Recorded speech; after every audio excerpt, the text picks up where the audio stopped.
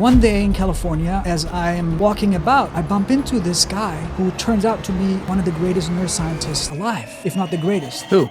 V.S. Ramachandran. I take his class, sit in the front row, and every question he has, I'm just sitting there answering. I think he got impressed with that, and so he took me into his laboratory, ended up becoming friends. In fact, we became best friends. Can you believe it? It was unbelievable. And this guy, who's just on Time Magazine's 100 most influential people in the world, literally just got that announcement, and I'm sitting there with him, talking That's about the awesome. human brain. Right. Just started to just read books 24 hours. The first explanation. The brain is never wasteful. Why do dreams have this bizarre, strange feel to them? And the reason is simple. This is in REM sleep. These are the dreams where you see yourself on the moon, you're wrestling with an alligator. Why is that important? When you experience your dreams and you see yourself being chased and you can't get away and things are dangerous, you're more likely to face situations like that in your real life and survive. The one last night was so detailed. That's only a few minutes? So Ramachandran and I wanted to do an experiment on time perception in dreams. So That's crazy. that's really possible. Is there any science that could link this to some sort of otherworldly or spiritual endeavor? This is a very interesting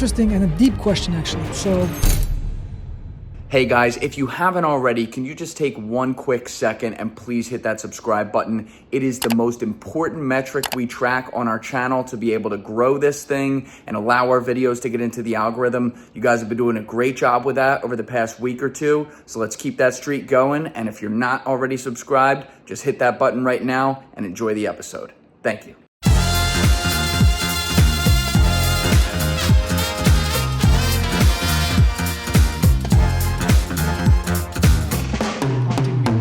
Listen, it's a good look. This is a really, I was telling you before, like you got to keep this. Everyone's known for like one very like simple thing online. Right. You got the simple thing going. Right. It's classy. It makes you look even more learned than you are. Thank you. And you happen to have like good hair and look like Michael Jackson in his prime a little bit. Well, thank you, brother. I appreciate that. Listen, it's going to work out for you, I promise. But I'm very, very excited to talk to you today, Same. Dr. Jalal. Same here. It was very cool to see you reach out Yep. because, as you might imagine, I get a lot of people reaching out. It's usually like I'm hitting my head against the table, like, what the fuck?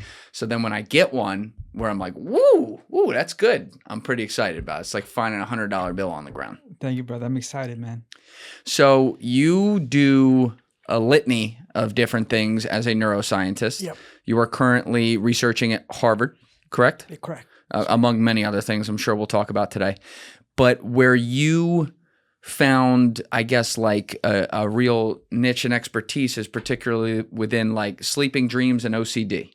Right. Those Is that are some fair areas. to say? That's fair to say, yeah. Okay. There are some areas. So sleep paralysis and sleep and dreams is something that I've, been fascinating with for a very long time. And OCD, as you mentioned, was something that I bumped into later on. But yeah, these are all areas that I'm interested in. It all started, if you want to go back there, That's exactly what I want to so do. You're let's- reading my mind. So let's go back to when I was a teenager in Copenhagen. So I grew up in Copenhagen. I grew up in the hood, in a ghetto-like area, and and so one day I was sleeping in my bed, calmly. Everything was supposed to be calm, nothing dramatic, and I found myself, that I found myself waking up consciously. So my eyes became aware, they opened. I saw my surroundings, I saw my room, but I was paralyzed from head to toe. So I couldn't move, at all. I was paralyzed. And at this point, I was scared. What do I do? Like, I tried to scream, oh, your mom, dad, but the words just wouldn't come out. Of my throat was no words. Very scary at this point. Then suddenly I have this realization that there's an ominous creature in the corner of the room, and it's approaching me, and it's coming closer and closer. And then finally it was on my chest, strangling me. Oh, whoa. And pressing on my chest. And then I saw my legs flying up and down, and it was all this bizarre experience. And I was sure at this point I was going to die. I was sure of that. Eventually I wrestled myself out of the state, so I was able to sort of get out of it. But the ramifications were huge. The next day I was like, did I see a ghost? What happened? Was I visited by supernatural forces? What does all this mean, right? And I couldn't really go to my parents, right? At that point, I told you earlier that as a kid, I was I was the black sheep in the family. I didn't usually do my homeworks. I had like 25% absent rate in high school. I was I was a very rebellious kid. my whole life. Never do any homework. The worst, I was the guy who entire school years were just never did anything. Were you in a gang? I was kind of in a gang, Oh, I was a little bit in a gang as a young kid, but in Copenhagen, the gangs were not that, I wouldn't say we weren't killing people, but there was stabbing. My best friend got, shot at, in his house. My neighbor got shot in the head. There was tons of stuff going on, but I wasn't. So I was starting to dabble in that world, but let's put it that way. I Shoot him in the foot, not the head. Let's put it that way. Gotcha. Gotcha. But anyway, so I had this experience. I was like, okay, I saw a ghost. What does it mean, right? What is this about? And so I decided to study this phenomenon closer, and I realized there's something called sleep paralysis, this state of being paralyzed, unable to move or speak as you wake up from sleep. And that's what started me in science. And so that's how it started. Before we get there all the way in, because that's what we're going to be talking about today, I'm sure, a lot. There's actually one other thing that I wanted to note here. You are, as far as I know, the first Kurdish person I've had in here. Is that right? Yeah. And it's cool to talk with you because that subject matter of the Kurds has come up probably 30 to 40 times across the episodes I've done. Yeah. Whether it be talking with Joby Warwick or, some of the former military guys who worked with the Kurds in the Middle East. But I bring it up because it's a very fascinating thing to me that a group of over 30 million people does not have their own country. And I have advocated on here for them to be able to have their own country, you guys, because you also basically have like a lot of land that you run already. I don't know why we're not just drawing lines there, but you grew up in Copenhagen. Was that because you were displaced from where the Kurds were, I guess, like fighting over territory? Yeah, it's a great question. So my parents, my parents were both orphans. So my mom, her dad died very early on when she was a kid. My father, same thing. His father died very early on. Two orphans, and they found each other at some point. There was a lot of war in Iraq at the time. As you know, Saddam Hussein was attacking the Kurds. And my parents decided my father wanted to escape Iraq because of the war. He didn't want to go and partake in that war. Came to Bulgaria. That's where I was born, in Bulgaria. And eventually I was like 5 or 6 months infant, and we were in Copenhagen. We moved to Copenhagen. Now, on the topic of onto the question of the Kurds, and so definitely the issue of the Kurds has been a huge issue. They haven't really had land and stuff like that.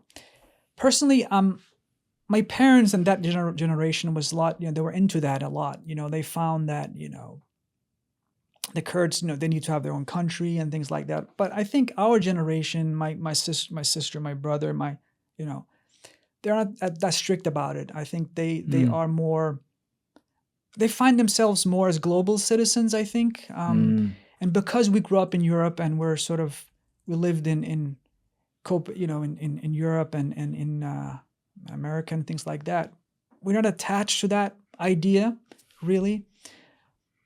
I think the most important thing is that Kurds or any sort of group of people have rights, have the human rights covered, that they're not oppressed in any way. And I think, look, now the Kurds are actually doing very well. They're pretty rich in the Iraqi region. Yeah, that's what's strange to me. It's like they have a incredibly sophisticated military structure and therefore leadership structure. Yeah. I don't know. I always bring this up, and even some of my reporter guys aren't really sure the semantics, but it's not like they're paying taxes to Syria and stuff like that. They literally have their own Mad Max Fury Road area. It's just they don't sit on any international commissions because of that. They don't have, I guess, they're not a part of some of the trade agreements that are allowed to happen in the region because they're not officially a country and all that. And I don't know. I think the world is a really complex place, obviously, but my thought is any sizable group of people, if it's 10 people, I think you're kind of out of luck. But if you have a sizable population, whether it be the Druze, Druze, or the Yazidis, who almost got exterminated from the planet back when ISIS was around, or the Kurds, it's I feel like you should probably have a spot where you get a little voice in the matter. It just kind of feels like the right thing to do. But that's an interesting perspective you have because you didn't grow up in it. I think that's my perspective, and really what I'd love to see, and this has kind of been my own view, is that I'd love for people to, like, for example, in Iraq, we have different, like there's the Shiites, there's Sunnis, there's Kurds, there's all these people. I'd love for them to unite more and sort of leave aside their cultural barriers and leave aside, that shouldn't be a barrier for unity. Yes. You know what I mean? Like the tribalism of like having to kill each other or fight each other because I'm Kurdish or I'm this or that. We should try to go beyond that. We're all human beings. We all are, the same. We're all the same. You and I, Yes. all of us are the same. And so that's kind of my view. I'd like less nationalism in a way and more sort of understanding, unity. And yeah, personally, growing up in Copenhagen in the hood, my best friends were Turks, or Iraqis, I'm Kurdish, and they're not supposed to get along in some cultural sense, right? But my best friends were of that, nationality, and I loved them more than my Kurdish friend. When we went to, the gangs went to fight, I was like 14, 15, right? And so we would use our fists and all that, right? My Turkish brother would stand up for me more, perhaps, than my Kurdish brother if I needed him. So for the idea of me being Kurdish and you being Turkish and you being, Arab kind of eroded, and we all just became humans and we just saw each other as the person you were inside. What was your level of loyalty? How was your heart? How was your mind? That mattered. So that kind of, for me, erased that whole thing. And, so. That's beautiful. Color, nationality, all that just went away from me. Yeah. To be honest. I think that's how it... That's my view, That's what we should be, Like we make all these stories up. Yeah. And I don't mean to over-trivialize it, but my friend Eric Zulger, who's like a world traveler who finds his way into some very interesting situations. Like he got kicked out of Turkey a couple times for saying he was coming from Kurdistan. Right. They didn't like that very much. But he always said, like, nations are just stories. Countries are just stories. There are stories, man. There are stories right? there. We make them up, man. We make it all up. Look, ultimately, we have the same blood. You didn't choose to be born as Julian. Were you born here in New Jersey? I was technically born in Philly, but yes. In Philly, right? Born and raised in Did you choose Jersey. your parents? Nope. You didn't. You didn't choose your like how you look, your skin color, nothing, none of that. You were just thrown into this vessel of flesh and blood that you call Julian. You got even your name you didn't choose, for God's sake. Yeah. Right? So the fact that you are here and that you are having a human experience as the person you are, that's what it is. And we shouldn't make that a difference. We shouldn't let these constructs that we create in our minds divide us. That's what I feel, man. That's what I feel. Do I sound like Michael Jackson now? Heal the world. Right? Yeah, you do. You're doing great, by the way. Can you just pull in the mic a little bit from when you're talking? Yeah, just keep it tight like that. That's perfect. So we left off, though, where you talked about this sleep paralysis event. You said you were a teenager, so what, like 15, 16, something like that? Well, actually, at the time I was like 18 maybe. 18, I was end of my teenage years. And so, that's when it happened, man, that experience. And so it really took me on this. It was a trip. It was a trippy experience. And I decided, well, I'm going to study this phenomenon further. I'm going to read books and I'm going to just devour them and figure out what the hell is this. So I looked at books. I started reading books, and lo and behold, I found something that kind of sounded like what I experienced. I saw, I heard about people lying in their beds being paralyzed, and space aliens would come down on ships and they would experiment on the sleeper. They would pull out semen, I've had a couple of those guys in your seat. Right? Yeah. So they take out semen and then they would, whisk them up to the spaceship and all that. So very, very exotic stuff. Yes. And so the question was, what is this? What's going on? Is this the brain playing tricks on you, or is it actually, space alien coming down from faraway galaxies? That was the question. And I had to explore this. So when I went to Egypt, I did research. I started to do research. And so I looked into the cultural ideas for it. And soon my research found that in Egypt, it's the evil genies. Have you seen Aladdin, the cartoon? Yeah. The evil Jafar, the evil genie that comes, it's huge muscles and he wants to kill Aladdin. And that's kind of the cultural explanation for sleep paralysis in Egypt. So people will say that the genie. The genie. the genies. It's called the jinn in Arabic. Yeah, I remember the jinn. That's the same thing you're Same talking thing, about? yeah. Interesting. The jinn Okay. and the genie, same thing. So the jinn is what is causing sleep paralysis. That's the monster of this. The sleep paralysis monster in Egypt is the genie. And they have very, very evil intentions. They want to kill you, when they want to violate you sexually, they want to do all kinds of things to you. And so, very terrifying explanation for sleep paralysis in Egypt. Wow. I went on then to study it in Italy, for example, and it turned out in Italy, people would say it's this creature called a pandafica, which is this, witch-like creature. It can kill you, potentially harm you, do all kinds of things to you. So again, a cultural layer to the experience. I then wanted to compare sleep paralysis in Egypt to Denmark directly to see how these two cultures interpret the experience. Like, how do they interpret and sort of make sense of it? Yeah. Why is that important? Well, because I knew from my time in Denmark that people in Denmark are very, let's say, secular in their way of thinking. They don't believe in the spiritual world very much. They are more sort of science-based, more physiological in their view of the world. So I thought, well, how would they understand something like sleep paralysis versus Egypt, where literally people they walk around and they just kind of are very spiritual and very religious overall, right? So how do these two cultures digest something so profoundly supernatural in nature? And it turned out that, first of all, we found that in Egypt, it's much more common. So it's twice as common as in versus Denmark. Okay, so in Egypt, very, very frequent. A lot of people have it, okay, versus Denmark. So that's the first finding, all right? Second finding, we found that in Egypt, the people who have it, so if I'm in Egypt, my name is Ahmed, I have it, and my name is Joe, I live in Denmark, and I have sleep paralysis on a frequent basis, the guy in Egypt has it 3 times more frequently. So the experience is, it's sort of, you just have it more. You have it maybe 5 times a week versus the Danish guy, he has it maybe 1 time a month. That's so terrifying. It's terrifying. Yeah. It's gonna be more spooky. Okay. The guy in Egypt has greater fear of it. So their fear of dying from sleep paralysis, it's about like, it's huge. I mean, it's like 50% of people in Egypt think that they can die from it. Literally, like, they think that the experience is fatal. That's Every time? Yeah. So the rate is like 50% of the people think it's fatal. So Yes, does that make but sense? every time they experience it, or just once It's in a a good while? experience. So we didn't really get it down to if it's each time. Okay. So we just asked the question, like, do you think sleep paralysis can kill? And about 50% of the 100 people, let's say we asked, or 1,000 people, so 500 would say, yes, we think it can kill. So whether it's each time or not, it's just the general perspective of it, that it's fatal. Right. Okay? Beside that, they have more vivid hallucinations. They have more fear.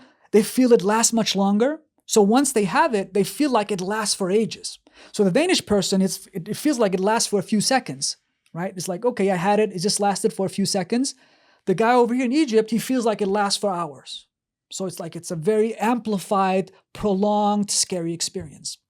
Now, it all came back to one key finding, which was that the Egyptians, 90% of them thought it was the evil genies. So because of that, the cultural ideas was driving this versus the Danish people, where everybody pretty much said it was just the brain, it was just stress, it was just anxiety. So literally you saw how beliefs, your mind, can shape the experience. It's kind of like the placebo effect. I give you a sugar pill, I say course. you'll be better, like Space Jam. Yep. Yeah. Yeah. Nocebo is the opposite. I give you this drink, I'll say it's poison, you drink it, you get dizzy, you get sick, it's poison, and you die, right? Yeah. That's the nocebo effect. So we believe that this is a profound example of the nocebo effect, the difference we saw. And we later replicated this finding in Italy. We found a similar pattern. Italians will say about a third of them that it's these witch-like creatures. And again, this experience is prolonged. The fear is amplified. They have vivid hallucinations and so forth. So clearly we found this very interesting pattern. Now, this is, how old were you when you were finding this? So I found this when I started my research as an undergraduate, and then as I was moving to California and doing research there. Okay. So yeah. All right, let me put a little bit of a timeline together here so I understand like how you got on into this. So Yep. you had the initial experience yourself as a teenager. Correct. At the time, you kind of like a little bit of a gangster. Right. Going to school 75% of the time. Exactly. Yep. Skipping the other 25, shooting people in the foot. Anyway. Exactly. But all that stuff. All that stuff. Yeah. obviously you were a pretty intelligent guy. You just never like found an interest in school Yep. or applied yourself. Is that fair? Well, maybe. I mean, it's a compliment, but I didn't feel intelligent. I always got bad grades. I felt like I couldn't make sense of any of it, but I'll take the compliment. Well, there was something going on there because then this happens and then you sink yourself into studying that. So did you go to undergrad in Egypt? Did I understand? I did so. Okay. My grades were so poor, I couldn't get into any university in Denmark. But they let you in during the Arab Spring in Egypt. Yeah, it's money, you know. So Right. money. My dad had a pizza shop, and so he could afford some of it. And then once I got there, I did one semester, and then my semester I did so well that they paid me for the rest of the. Oh, that's university. awesome.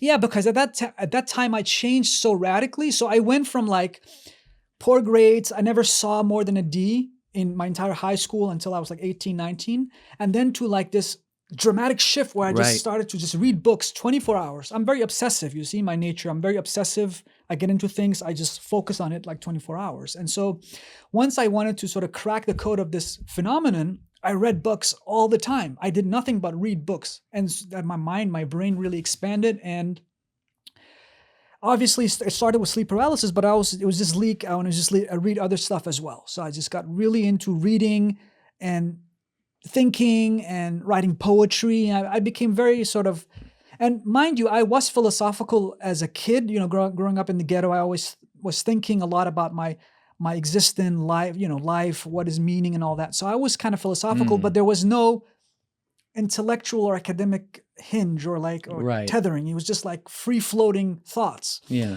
When I went to Egypt, my obsession got even more because I lived alone pretty much, and I would just hang out with the poor kids on the streets sometimes, but other than that, I would just read. So I'd read and then go down and hang out with the kids on the streets sometimes too, for social interaction. You see. Did you speak their language when I you went learned there? it. You learned it. Yeah. So I learned. Wow. How many languages do you speak? أتكلم عربي أول اللغة أتكلم عربي جيدا. Okay. وبعدين كرديش قساكم زماني كرديش. Is that okay? Kurdish. Got Kurdish it. قساكم بالله. Hablo un poco español también. He tenido español muchos años de escuela. Parlo un poco italiano. Bravo. Parli también, anche, I no? used to. Sì, italiano è una lingua molto bella, però non parlo, I don't speak that well. But I speak a little bit Italian. All right, 3.5. German, put German there, I learned in school. I was really bad at it, but I was supposed to know it, so I got drilled in German since I was like 5 or 6.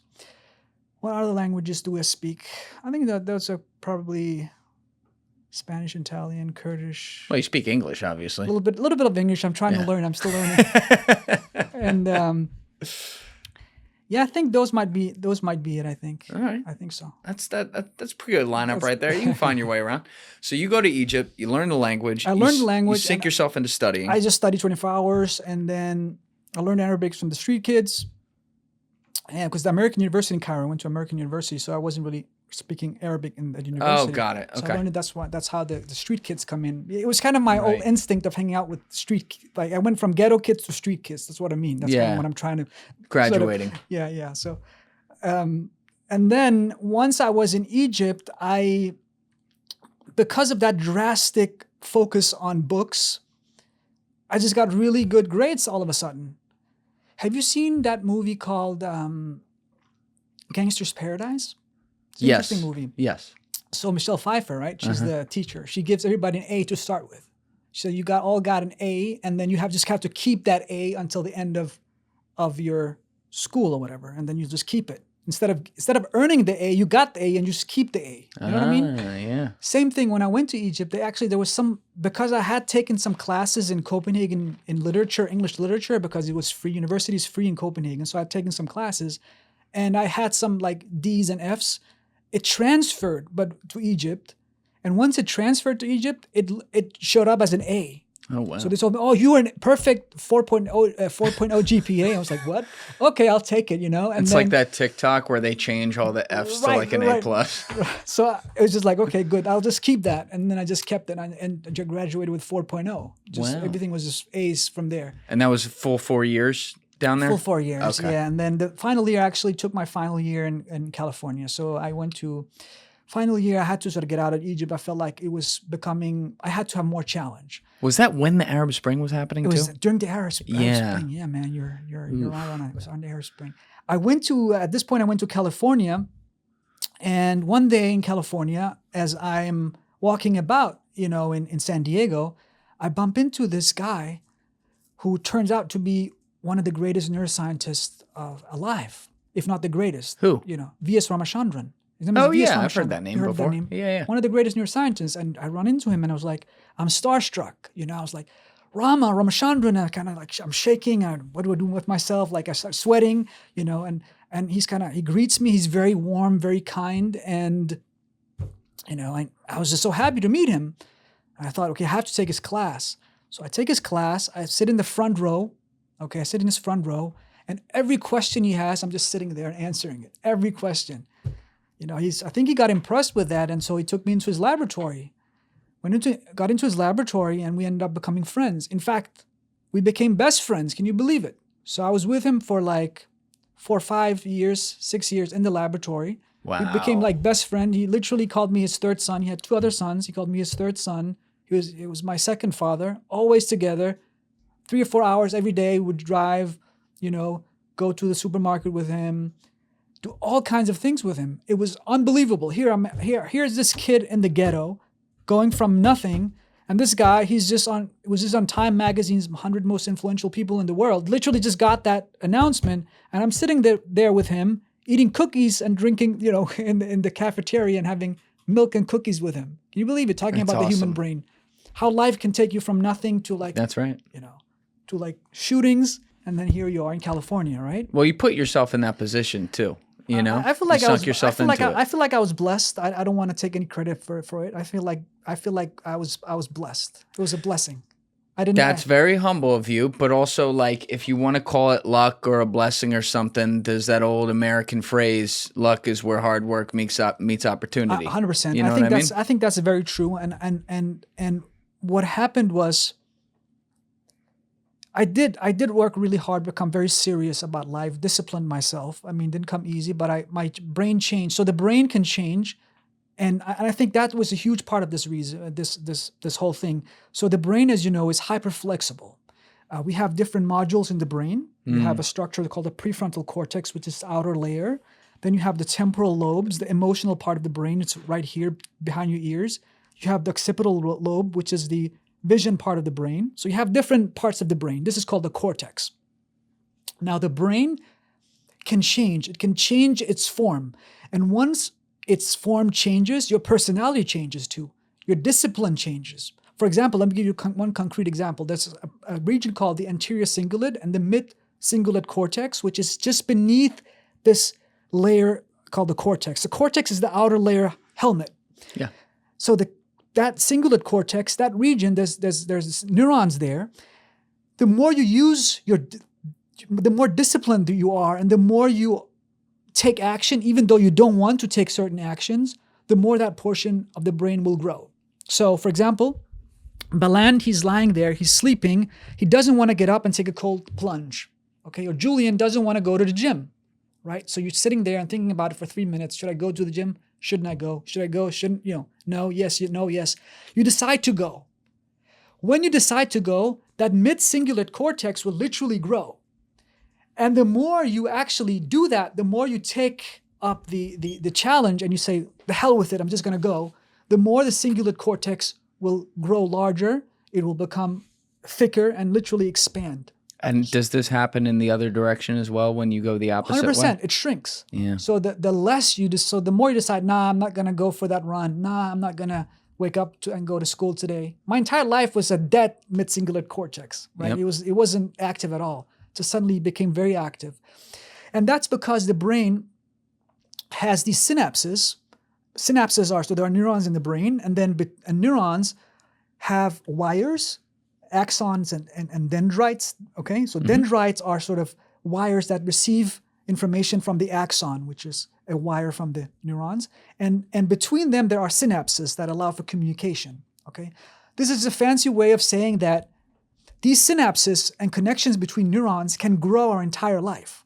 So the more we do things we don't want to do, the more we challenge ourselves, the more we take action, the more we will grow new synapses and allow for the brain to become more plastic. So we can get into plasticity. There are certain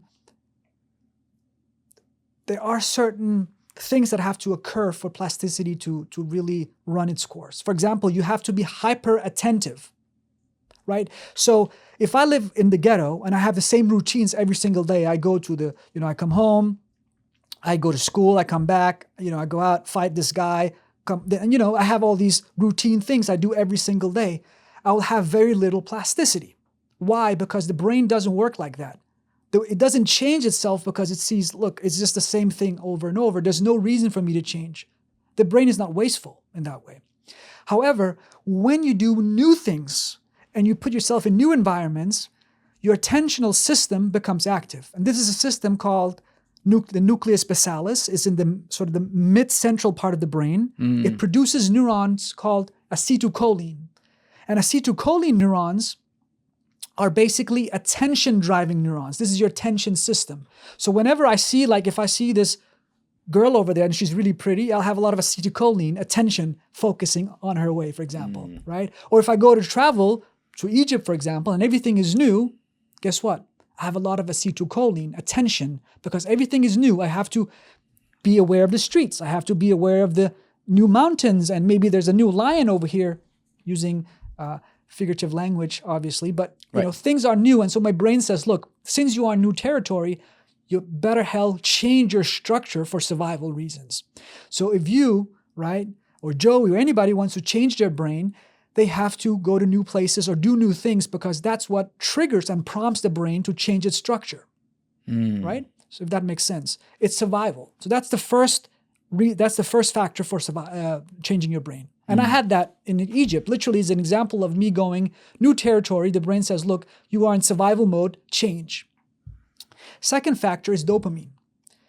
Dopamine is this reward chemical we have in our brain. There are structures in the brain, fancy names like the, nucleus accumbens and, basal ganglia regions and things like that. Just fancy words for neurons, a little bit deeper, a little bit beneath the cortex.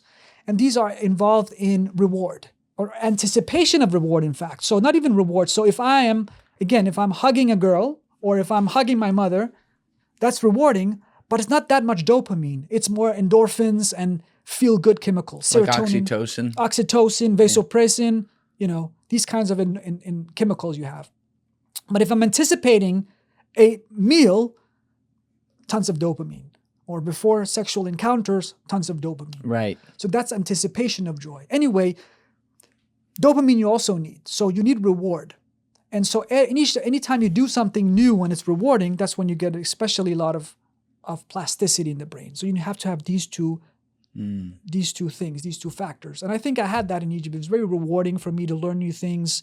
I was driven, and that's how my brain changed. I must have gotten new synapses, and so that took me from ghetto to the Arab Spring in Egypt, all the way to the top of the palace with the prince of neuroscience, the king of neuroscience. Here I am, So that's how that whole journey. Yeah. Joe, how are we doing with that sound outside? Is that okay?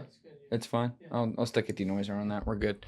So how do you pronounce his name again? I've heard that name before. V.S. Ramachandran. V.S. Ramachandran. Can we pull him up as well, Joe? Give him a big old shout out. So you're spending 6 years with this guy. Oh man, I spent not only 6 years. So 6 years was the time where we were like best friends and just hanging out every single day and going to the beach and talking about science and the history of science and just really shaping my brain. Literally, I had the greatest scientist mentor me personally, right? But then, unfortunately, what happened to my dear friend is that he got Parkinson's. So the world's greatest scientists or neuroscientists get Parkinson's, brain disease. That's so cool. He slows down. He becomes, so Parkinson's is that you get mask expressions. You can't really smile that much because you need dopamine for smiling. Your movement is very slow. You walk with a sort of what's called a, you have like these special walk. You walk like, you can't really move, you know? You've seen Muhammad Ali and also Michael J. Fox. Michael J. Fox. Yep. So you have this and you got this. And so from there on, I tried to really take care of him. So I went from like having fun with him more to taking care of him, nurturing him, being a like a son to him. Like when I got sick at one point, I got sick when I was there in my early years. He was so kind. He gave me his own car, like a Jaguar. What happened to you? I had some sort of inflammatory issues with like my heart and all kind of things, but it turned out not to be very serious. But I got a couple of months where I was pretty sick. He was like, he gave me everything, man, his own car, everything. And so when he got sick, I really took care of him, and I really,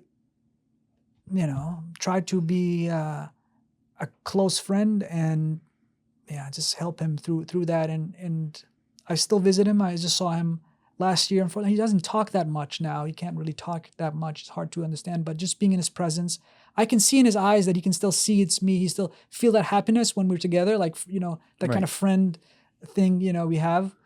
And Sure, he's very proud of you and everything you've done. He's very proud of me, but he's also hard to impress. You see, his standards are very high. He's hard to impress, but he always says, "This is my star student." He's still a student. This is my star. He's impressed then.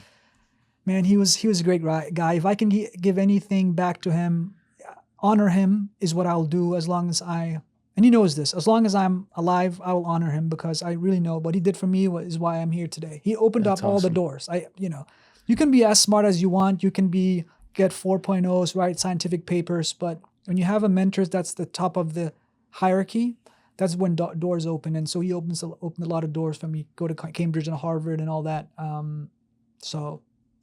You mentioned it as one of the traits you look for in friends growing up, but you mentioned loyalty and stuff like that. Yeah. I have a great appreciation for people who understand where they came from and the people who allowed them to do what they do, and that comes across heavily. So I'm sure he feels that as well. If he's calling you his star student, I think he's probably impressed with where you're getting to. So you're doing a good job.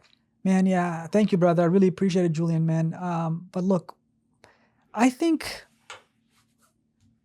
little did I think that ever I would have like a mentor that I would love just like a father or like a very close uncle. I never thought this would happen to me. Like you'd have somebody who's literally so close that you don't think this will happen to you, and then see him getting sick, and you kind of feel like, well, life can really throw you curveballs. It can be very hard, and so it's very important to honor those who really took care of you. Yeah. And I'll do that, man. I can continue to do that. Yeah, that's that.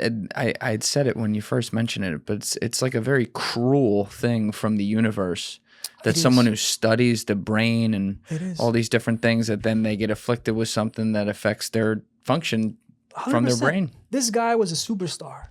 He was literally so talented, you can't believe it. Like, so you see talent today. For example, you may see Jordan Peterson. He's very talented at giving lectures, mesmerizing. This guy was the superstar. If he had been alive or he is still alive, thank God. But being able to speak. Had he been young and healthy during this time, he would have been a star. Yeah. He would be number one. He was so mesmerizing speaker. Yeah. Jordan told me during one of our conversations, he said that he once had Ramachandran give a lecture at Harvard back in the 90s. And he literally said that was the most mesmerizing speaker he's ever seen. The most mesmerizing when he saw Rama, So it tells you a lot from somebody who's himself extremely, very, very talented speaker, very mesmerizing himself, giving praise to who was like really unbelievable, star. Now, he obviously can't, unfortunately, communicate like that anymore because of his affliction. Unfortunately. But I know Parkinson's like kind of has a range to it sometimes, how it affects people. But, does he still do any work or research or things like that? Is he able to contribute to, I don't know, some of the stuff you're working on? Unfortunately, that stopped like I would say 4 or 5 years ago. It just became too slow. So we couldn't really do that. We couldn't continue our work in the scientific sense. But yeah, as I said, I saw him, I think, was it in January or something? I was at his home. It was lovely to see him. He was a bit better this year than the previous year I saw him. He was a bit better. My own pops with my own dad was there.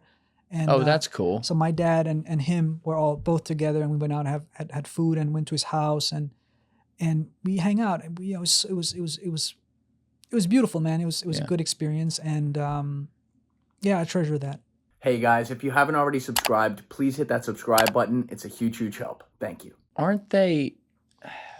See, you can't trust this stuff when you see. I'll see things in passing and like not look at it, but it's like stored in there as like a headline somewhere. Right. Aren't they working on some new treatments right now for Parkinson's that could potentially reverse it? Or am I making that up and thinking of a different one? There are different technologies that they're working on. So one is deep brain stimulation. So in Parkinson's, you have parts of the brain that has to do with automatic movement. So they call it basal ganglia. Yes. Basal ganglia is deeper inside the brain. It has to do with moving automatically versus the cortex where you move voluntarily. So when I move, I grab something over here. I move my hand from here to A to B. That's the cortex, the motor cortex out here. The basal ganglia has to do with automatic movements, automatic involuntary movements. So on that note, for example, if I have a stroke, if I tell me to smile, Baland, smile. Baland, smile. Okay, now I'm going to smile, okay? It looks hideous. Yeah, Okay. your eyes aren't doing it for real. You don't have these muscles, the shim smile. You don't have these. It all seems. This is because this is called a cortical smile. Cortical smile. Now, Julian is a great photographer, and he wants me to really look good on screen. Okay, on a photo. You're looking great over here. I see it. I appreciate that. Yeah. What you would do then, you would say a very good joke, and I would laugh, and my basal ganglia would fire with activity, and I would have a real smile, and that would look much more charming. You see? Yes. That's the basal ganglia. Now, the basal ganglia, the neurons in the basal ganglia are dying off in Parkinson's. And so how do you reactivate those neurons? How do you revive those neurons, make them come alive again?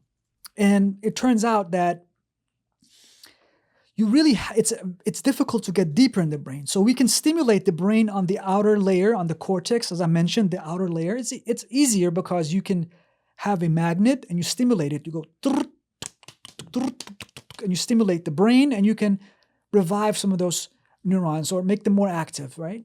But deeper in the brain, it's harder. It's more difficult. And so how do you get in there? So one potential way to get in there is you can have a helmet that has it's called photobiomodulation. It's a newer technique, and so you have light go through the brain. And it can go deeper, and it can potentially make those neurons more active. There's a helmet called, what is it called? It's Neuronic, and they're not paying me, but they send me a helmet, free helmet. They're not paying you? They're not paying me. You sure? Yeah. All right, we're going to check your bank account after. They send me a helmet, actual helmet, about $2,000 helmet. They send it to me, and they asked me to try it out. That looks like an I've fallen and can't get up helmet. There you go, Neuronic. Wow. Okay. And so what does this do? This will go inside your brain, and the light emanating, it's called red light, so infrared light. Yeah. Yeah, it's deeper. It's not, you can't really see it with your eyes, but it can penetrate the skull, go in there, and then it can act on the mitochondria inside the cells and make them more active. And so the cells that you have, it won't create new neurons, obviously. What's called neurogenesis, the birth of new neurons, is very rare in the human brain. Okay, but you can actually make some of the neurons that are, that are deficient, you can make them more active by using these kind of techniques. So wow. But it's good. It has sort of an all-purpose, function to it. So my sister had insomnia, and she tried it. She has some insomnia going on. I said, look, you can try it. I'm okay myself. I'm fine right now. You can try it. And so she tried it, and actually she got better within a week. Whoa. It started to improve. Yeah. So it's quite something to see. I don't like to assume we're gonna get everything solved and all that, but sometimes I get like a little excited in my head that we're living in an era where the exponential growth scientifically is still a thing. They say eventually that'll stop, but it's still a thing, which means we're building on the best building blocks ever, as you always are with exponential growth. Right. And that there are so many horrible things right now that we take for granted as like, well, you're fucked with it, that, you know, maybe it's 5 years, maybe it's 10 years or 15. It's going to be like, oh, that's gone. We're good. Right. You know, like something crazy right now that it'd be like if you walked in there, it feels like a death sentence. In 15 years, it'd be like, all right, just step over here. Yeah. Give me 5 minutes. You're good. Right. Like, am I crazy to feel that way about innovation? No, not at all. Look, so for example, depression, let's say depression, what you've seen for like 30, 40 years, what we've been doing is that somebody comes in, we give them a pill, SSRI or, you know, something like that. And they take it and they may take it that for 6 months at least, but it's typically a year they take it. Most people don't even get better. Let's say 50%, let's say at the most, get a little bit better. Tons of side effect, you know, sexual dysfunction, they, you know, gain weight, you know, all these side effects. They get dizzy. Horrible, horrible, horrible, right? And then, so what do? Well, something called TMS, as I mentioned before, stimulation of the cortex. What you can do now is that literally, instead of a year on drugs and potentially getting better or changing like 4 or 5 drugs if the one didn't work, you have this machine, you put it on the left side of the brain, you stimulate it, okay? In 1 day, you can potentially cure people with depression. 80, 90% of people will get better. 80 to 90, just 1 day. 1 day. 1 day. So these are neuro trials coming, but it seems very promising. So this is some of the stuff over at Harvard Medical School that I've been involved in the last year. Very promising. So put it on the skull, stimulate it like this, and you literally will, in 1 day. You take a drug as well, and this is just one drug. Now, what's the drug? The drug will boost neuroplasticity. It's not an SSRI? No, it's just like for 1 day. Like Tylenol. Something like that, right? It will boost SSRIs. Boost what's called neuroplasticity, and specifically what's called neurotrophic factors. So neurotrophic factors, for your nerdy audience, okay, for those of the audience who like these kind of things. No, this is great. You like it? Don't worry about it. Okay, so you have what's called BDNF and GDNF. These are neurotrophic factors. This meaning proteins like fertilizers in the brain. And when you have a lot of those proteins, what will happen is these synapses, these gaps will increase more rapidly. It allows for growth in the brain. And that is literally some of these drugs will do. This is what a trip will do if you go to, like, when you go to Egypt or new country, you will have more BDNF and GDNF. In fact, if you exercise, if Julian goes out and takes a run and, or do some kind of cardiovascular exercise, you will have more BDNF and GDNF, another factor that allows for plasticity in the brain. 100%. So you don't only need to travel, you can also just exercise. Yeah, that's what I feel like sometimes, Baland. Like, people want to solve so many of these problems, and we see a society where it's like, oh, just throw a pill at it or something. Yeah. But like, I don't know if this is a great example, but if my computer, I just got one that has like 8 terabytes of space. But let's say, these are big files. I keep a lot of files on there. Yeah. If I start filling it up with 7.5 terabytes, 7.7 terabytes, it's going to run slower. Right. And then, sometimes like my desktop looked like a war zone a couple weeks ago. It was just things everywhere, right? Yeah. And I had storage filled on the last computer. It's like I went in there, I took the time, I cleaned up the whole desktop. It's completely clean now. Right. I organized everything. Right. And then I also went and I cleared data. I moved some stuff to external hard drives I've been putting off to do. It was like a couple hours to clean things up and everything. So I had to put in effort. But now the computer ran great. And then I transferred to the new computer. Now it's running fast as hell. So it's like a little bit of time and effort creates some sort of solution that mathematically makes sense. Yeah. And I like it. It's not a perfect parallel, but like so many afflictions we see. I'm not talking about Parkinson's or things like that where it's something completely out of your control. Yeah. But so many afflictions that are bad, be it depression or other things like that. Instead of a pill, there are things like, well, do you exercise? No. Okay. Go exercise for an hour a day. Do a half hour of cardio, move some weights, feel better about yourself. Go for a walk out in nature, not on a treadmill or something like that. Experience the outside. And if you're a male, it boosts your testosterone. It's like, so do you ever get frustrated that people also have some very human, basic biological, evolutionary things in front of them that they could just do and work into their day as a new plasticity for habit, and they just kind of refuse to do it? Yeah, we see that a lot. I mean, it's a huge problem. So think about this. I mean, when you sleep, for example, you have good sleep, tons of plasticity and healing occurs in sleep. Like, so when you go through different stages of sleep, you have something called deep sleep, which is sort of the third stage of sleep. During this stage, literally, you have cells regenerate, you have skin regenerate, you have cardiovascular regeneration. Your memory is, all the memories from your day will consolidate, meaning they will sort of fall in place. You have a region called the hippocampus behind your ears, memory part of the brain. It will literally take information from the day and store it in different localities in the brain during this stage. So when we rob ourselves of this stage, we are robbing ourselves of physical healing. Yes. After that, after deep sleep, you hit REM sleep, which is arguably even more important. Both during deep sleep and REM, you have things like growth hormones. Growth hormones mainly deep sleep, but REM, you have things like testosterone. You have emotional healing. So during REM sleep, what happens is very interesting. So neurons in a part of the brain called the lucus ceruleus. It's about 32,000 pitch black cells in the lower part of the brain. Locus ceruleus? Locus ceruleus. Sounds like a gladiator. I was going to say, it sounds like when I'm looking at behind you, it sounds like right? Marcus Aurelius. Oh, yeah, it sounds like Maximus Decimus Meridius. Exactly.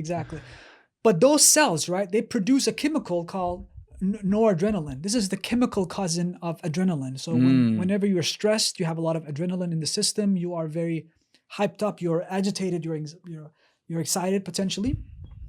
And so this is noradrenaline, right? Now, when you are in REM sleep, you have no noradrenaline. Noradrenaline is absent. Okay, and this is interesting. The only phase in the 24-hour cycle where the stress chemical noradrenaline is absent from your system is during REM sleep. Wow. And I'll get to the punchline now. Yeah. Why is that important? Well, because when I'm in REM sleep and I'm dreaming, REM sleep is a stage of sleep where we have vivid and lifelike, crisp dreams. These are the dreams where you see yourself on the moon, you're wrestling with an alligator, playing soccer with Messi at the same time, and then you're suddenly in Buckingham Palace as well, and everything is warped. This is in REM sleep, right? Now, I'll be getting a lot of REM sleep. That's good. REM is important. Now I'll tell you. Your brain during REM, in the lower part of the brain, you have something called the pons and the medulla, two structures, okay, in the lower part of the brain. They send down a chemical called glycine and another chemical called GABA. These are inhibitory neurotransmitters. They calm things down. Yes. They go down through the spinal cord, and then they're called, in the spinal cord, they paralyze your entire body. So you're entirely paralyzed from head to toe during REM sleep, okay? Now, you are paralyzed in REM. You're having these vivid and lifelike, crisp dreams. And then I mentioned noradrenaline is absent. So that means the stress chemical that allows you to be agitated and anxious is not there. Now Julian asks the $100 million question, why is that important? Mm-hmm. That is important because when you experience your dreams and you see yourself being chased by a monster and you're running and you can't get away and things are bizarre and strange and dangerous, but there's no stress chemical in the system, that means you learn to deal with the world without stress and anxiety. So your brain will lay down new circuits without stress and anxiety, making you more flexible in your output and the way you deal with the world. So it's literally like a way of training your system and your brain to be more flexible and cope better with stressful situation without a stressful chemical. Does that make sense? Yes, and it also literally inhibits the chemicals that would be causing that in the daytime if you had it while you're experiencing something that's an illusion and not real because you're suspended from it. Whoa, that's like... It's important. You know why also it's important? You just made me think of something. You know people with PTSD? Yes. They have tons of noradrenaline when they're awake. So they walk out and they see a mouse and they go, oh my God, this is terrifying. There's a mouse on the street. Because it reminds them of some hand grenade or something they saw in Baghdad, Right. right? So this is what PTSD is about. It's taking a fear memory from, Baghdad or Afghanistan and bringing it to New Jersey or, to California. Yeah. They're not supposed to do that, right? So they have tons of noradrenaline in their system. And that's a problem because of their noradrenaline, they cannot go into REM sleep because you need noradrenaline to shut off during REM sleep.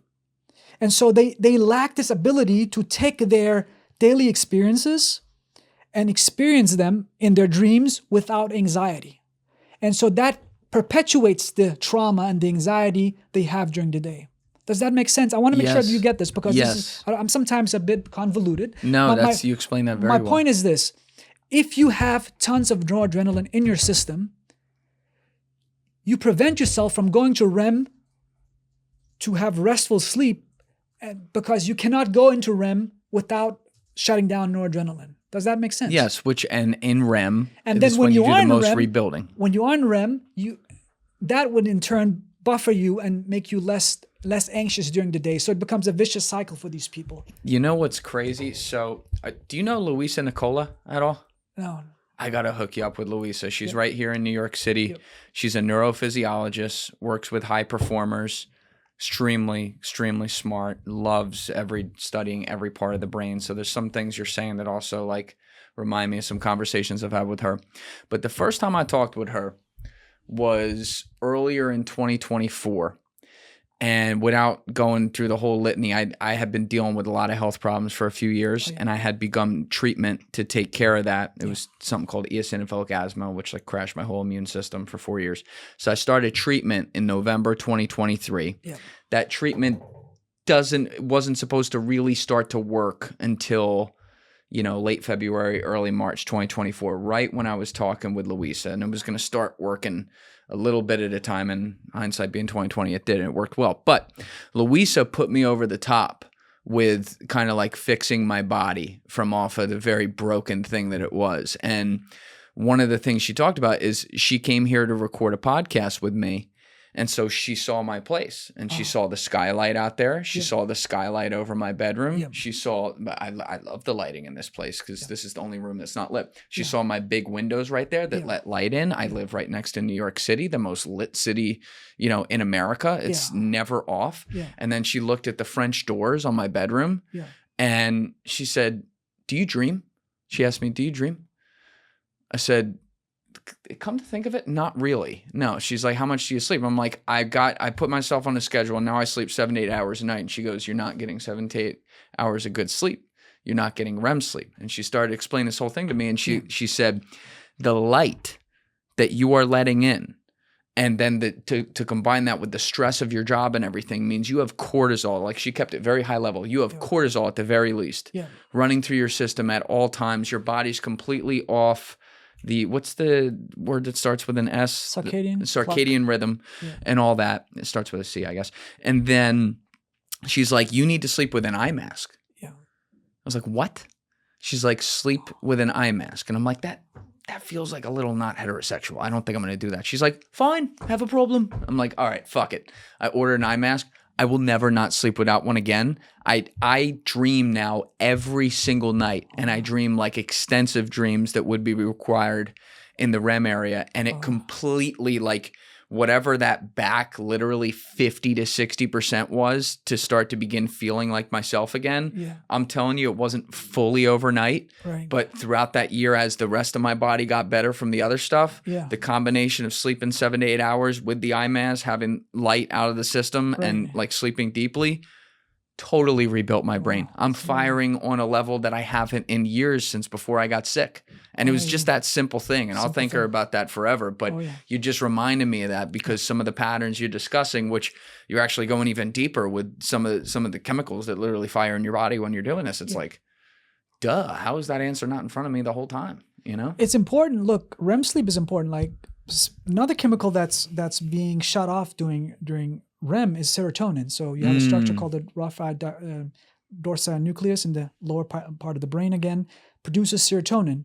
During REM sleep, serotonin stopped firing altogether. Okay, so you have no serotonin in the system during REM sleep. Now you might ask, why is that important? Well, it's a kind of a replenishment, right? It's a replenishment for serotonin. Serotonin is the chemical involved in mood. It's involved in well-being, sense of stillness, sense of I feel good in my body. Right. That's serotonin.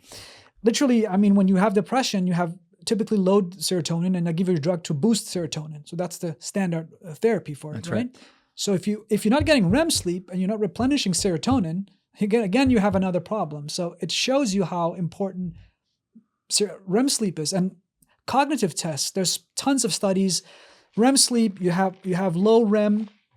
That means you have very low. You have cognitive tasks. You will perform very poorly on cognitive tasks, IQ tasks. That's all REM. Now, mind you, so you sleep in four. You have these stages of sleep: stage 1, 2, 3, and 4, and then so 4 is a deep sleep stage of sleep, and then you have REM, right? But it's important to keep in mind, Julian, that it's not like you have. So let's the first cycle you have. Let's say these are 90-minute cycles. The first cycles you have tons of deep sleep. So in the first part of the night you have tons of deep sleep, okay? And you have maybe a couple of minutes of REM, a few minutes of REM. And then you go through another 90-minute cycle, REM expands a bit more. And then third cycle, REM more. And then by the morning, you have maybe 30 minutes of REM. Now, I'll tell you why this is important. It's important because it shows us if I only sleep until 4 a.m. or 3 a.m., I would have a tons of deep sleep, meaning I'm physically okay. I can run from a tiger. I can sprint. I won't get an ankle injury. However, my REM sleep is still very deprived because I didn't get from 4 to 7, which I'm supposed to. So I didn't merely just strip my sleep of entirety of like 50% of REM. I removed 75% of REM. Wow. and all the emotional and cognitive benefits of REM. Do you see that crucial point? Yes. Meaning you can't just sleep until 4 and then run to the airport and think, oh, I got 50% of REM, I'm good. No. You can run, all right? You can maybe do some sports, but your mind and your emotions will be all over the place. It's exponential. It ramps Exactly. up. That makes so much sense. Yeah. I always wonder, like when I get up to piss at like 2:30 in the morning, I've had little dreams. I'm like, what was that? You know, like thinking about it while I'm taking a piss. Right. And then when I come back and then fall asleep again, that's when I have the wild dreams. Like last night, that's exactly what happened. And it wasn't even, I probably got up to piss at like 4:30. So I slept another hour and a half, and it was like it turned into this crazy story and everything. Right. And I'm like, you're talking, I'm like, that's usually what happens. So that makes a lot of sense. So we're dreaming more when that happens. Oh yeah, definitely. Yeah. It's all the REM, man. REM, you gotta have REM. REM Yeah. is so important. But again, you have to have deep sleep as well, so you can't skip the first night either. Right. But these stages are important for well-being and a sense of just feeling like yourself. Yeah, and you can effectively reset your body when you change a habit like that. Like you were talking earlier about how now I'm gonna fuck up the terminology. It was a little while ago, but you were talking about plasticity. I'll keep it there.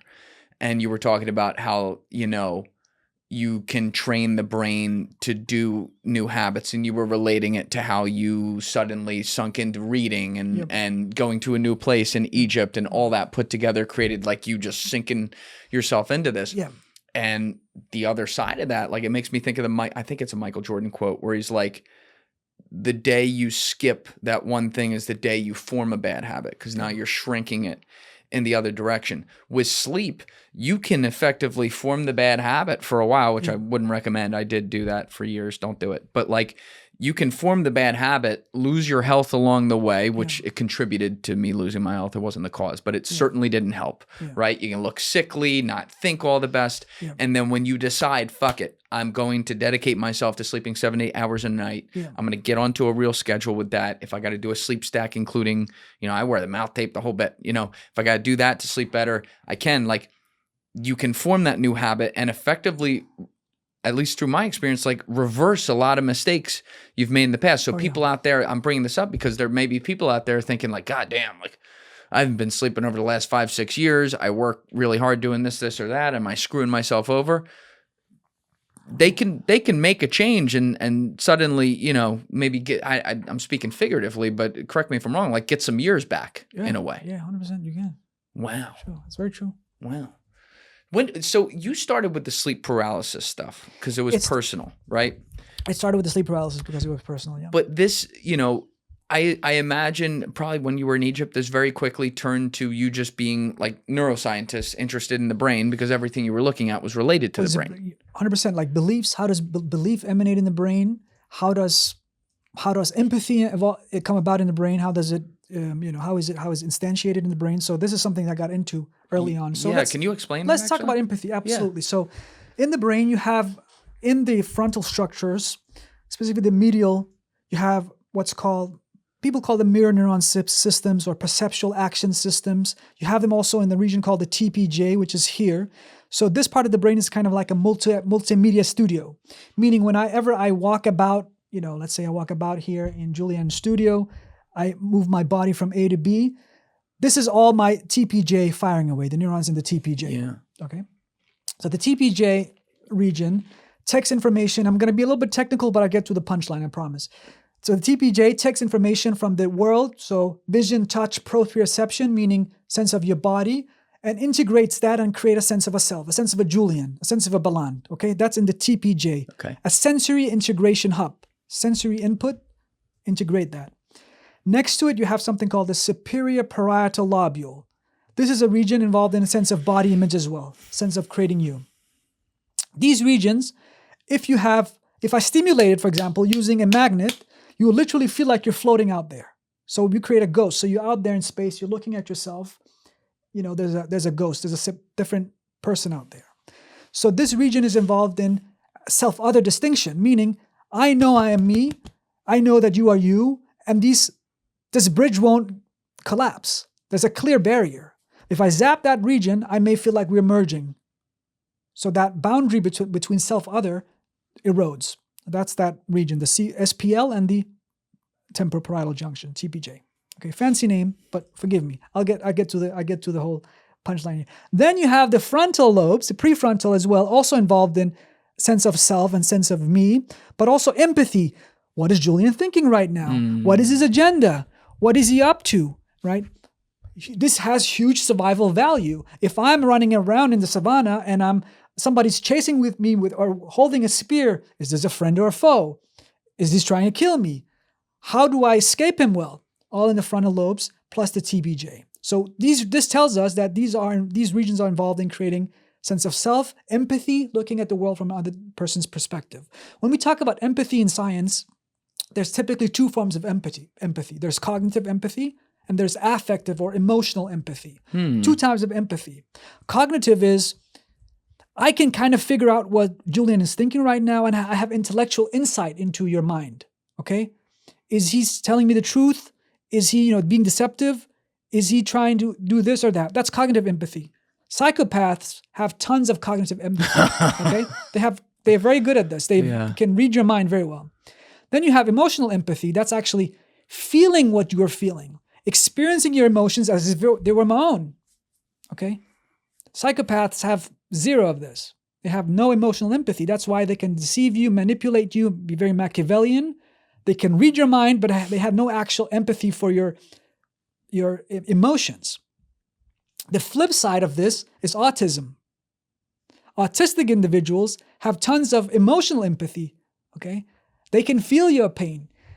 When you do like this and you poke your hand with a needle, they will feel that. But when they're trying to decipher what's in your mind, they can't really do that. That's why they don't lie themselves and don't understand why people will lie, because they don't have much cognitive empathy, meaning they don't have insights into the other person's mind. So this is empathy, cognitive and affective. Now getting to the whole thing here. I wanted to explore empathy more, right? I wanted to explore, first of all, is there a way to break down the barrier between self and other while we are awake? So Ramachandran and I did some experiments, and we used people with OCD, people with obsessive compulsive disorder. These are people who wash their hands and cleanse their hands for 10 hours a day, let's say. Mm-hmm. And we thought, what if somebody with OCD merely watches somebody else touching something contaminated, how would they react? Would they feel that contamination as their own? Okay. So Julian, can you touch something disgusting over there, like fake vomit? So you touch it over there. Just imagine, Okay. All imagine right. this Yeah. fake. Okay. All right. So I watch you. Like reaching for my ass. Oh, okay. Don't become literal on me here. All right. You touch something contaminated over there. It turns out I have OCD. I will feel contaminated in my hands merely by watching you touch that contaminant. Oh, There's wow. a first discovery. Okay. Second, now you touch it again. You touch the table like this. I wash my hands, okay, and you watch me wash my hands. Or actually, let's do it. I'm the one with OCD. So I touch the contaminant and you wash your hands. And I watch you wash your hands. And whenever I watch you wash your hands, I will go, oh, Julian, wash your hands more between the fingers. Oh, Julian, use some more soap. Oh, Julian, scrap this part off. Why? Because I start feeling your emotions and sensations as if they were mine. This was actually interesting discovery because it shows us that emotions and sensations can be experienced vicariously through somebody else's lens. And then they can override cognitive barriers and cognitive logic. Like, I know that you are you and I am me, yet I feel disgusted when you touch it, and I feel relief when you wash your hands. This is very interesting. So yeah, I have a little bit of that. Yeah, so this is, and later we did some studies using smartphones, and we found that people with OCD, when they go around in the world and they watch a video of themselves washing their hands, so they watch a video, not actually doing it, tapping into that empathy system of watching a virtual version of themselves, and that will reduce OCD by about 20% overall. How do you measure that? Typically self-report. So they will report their OCD symptoms and so forth. So these studies were done in people with subclinical OCD, meaning people with not the full-scale OCD, but with OCD symptoms. And some of the studies were done with actual patients. So it was a bit varied, but overall it was very interesting. It really shows us that you can really transfer your emotions and sensations to other people. That's really possible. Yeah, that's crazy. Because OCD is one, and you can say this about a lot of different, it seems like a lot of different disorders that emanate from the brain, whatever they may be. OCD is one that has a real spectrum to it. Yeah. Like certain people will have it manifest in ways that are completely, almost seemingly unrelated. Just like when you look even at autism, Yep. You can have someone all the way from nonverbal autistic who actually may be really, really smart to someone who's like very high functioning and just kind of has Asperger's or something like that. It's like kind of strange how that works. But did you find, like, how did you get to OCD from studying sleep? Was there some sort of like related strand there, like a thing that made you go, oh, wait a second, No, I mean, my research and my interests have always been various things. So I've done sleep paralysis research, obviously, and I've done OCD research, but I think these strands of research has just gained more attention. That's why I'm perhaps a bit more known for them, but it's not like I haven't. So I've done other research too. So anxiety, depression. We did a study on metaphor blindness. We found that some people in the populations who are, in the general population or otherwise healthy, they can't understand metaphors, for example. They literally will, you say, not all that glitters is gold, and they will say, what does that mean? You tell them Shakespeare poem, shall I compare thee to a summer's day, and they understand nothing. They all take it all literally, you are more temperate and more beautiful. They won't understand it. They think it's a summer's day. They don't understand that this is a guy who's Shakespeare writing a poem for his lover, for example. And so it shows us that there are regions of the brain involved in understanding and making sense of metaphors, for example. That's a region called the angular gyrus. In the left and right side, you have centers for that. And so those are interests of mine that I have. And so, yeah, I have broad interests, but I think the OCD research just got a bit more attention, I think. But yeah. So do you think through some of your research, there are ways you can translate this to some sort of solution that can help treat this and reduce people's OCD significantly or get rid of it depending on who they are? 100%, yeah, definitely. So let's take another example. There's something called the rubber hand illusion. Yes. I have my hand right here, and this is my left hand, and my right hand is here. I put it underneath the table. And a separate person comes over here, and he strokes and taps the table in front of me. He goes stroke, stroke, tap, tap, tap, stroke, stroke, stroke, stroke, tap, tap, tap. And the person does the same stroking and tapping on my right hand underneath the table. He'll go stroke, stroke, tap, tap, tap, tap, stroke, stroke. So the feeling I'm getting in my right hand is identical with the visual presentation I'm seeing on the table. Does that make sense? Yes. In about a few minutes of the person doing this, Baland would literally feel touch sensations arising from the table, as if this table is now part of me. Like on the other hand? Literally, this table will feel like this hand that's hidden. Even if someone's not tapping it? Somebody must tap it. So I must have tactile stimulation. I must feel some stroking and tapping that's identical with the stroking and tapping I'm seeing on the table. Then you feel the... In other words, I feel you lost me a little bit. And No, then no. you feel the table? I feel the table. So in other words, I'm feeling a stroking and tapping Yes. on my hand, right? But my hand, I'm actually not, so I'm not seeing it. It's hidden, but I'm just feeling it. Yes. Yet I'm seeing the same sequence of stroking and tapping on the table. So the stroking and tapping that I'm feeling, I'm seeing that on, because the person, he's doing both, you understand? Yes. He's doing both the Yes. stroking and tapping at the same time, so it's synchronized. Yes. So it's like stroking and tapping, he's doing like this underneath the table, and then on the table as well, he's doing like this. So what I'm seeing, what I'm feeling on my hand looks identical with the pattern that I'm seeing on the table. So your brain goes, what is the statistical likelihood of me feeling this bizarre, random pattern on my hand and seeing that random pattern on this table in front of me? And the chances are in nature 0. Therefore, this table is me. And literally, if I then scan the brain, I will literally feel, you will see that the body image centers of the brain, the centers involved in creating a sense of body image, they will light up whenever you touch the table. Let's say you go and you bring a hammer and do like this to the table, your pain centers will flare up as if your hand was afflicted with pain.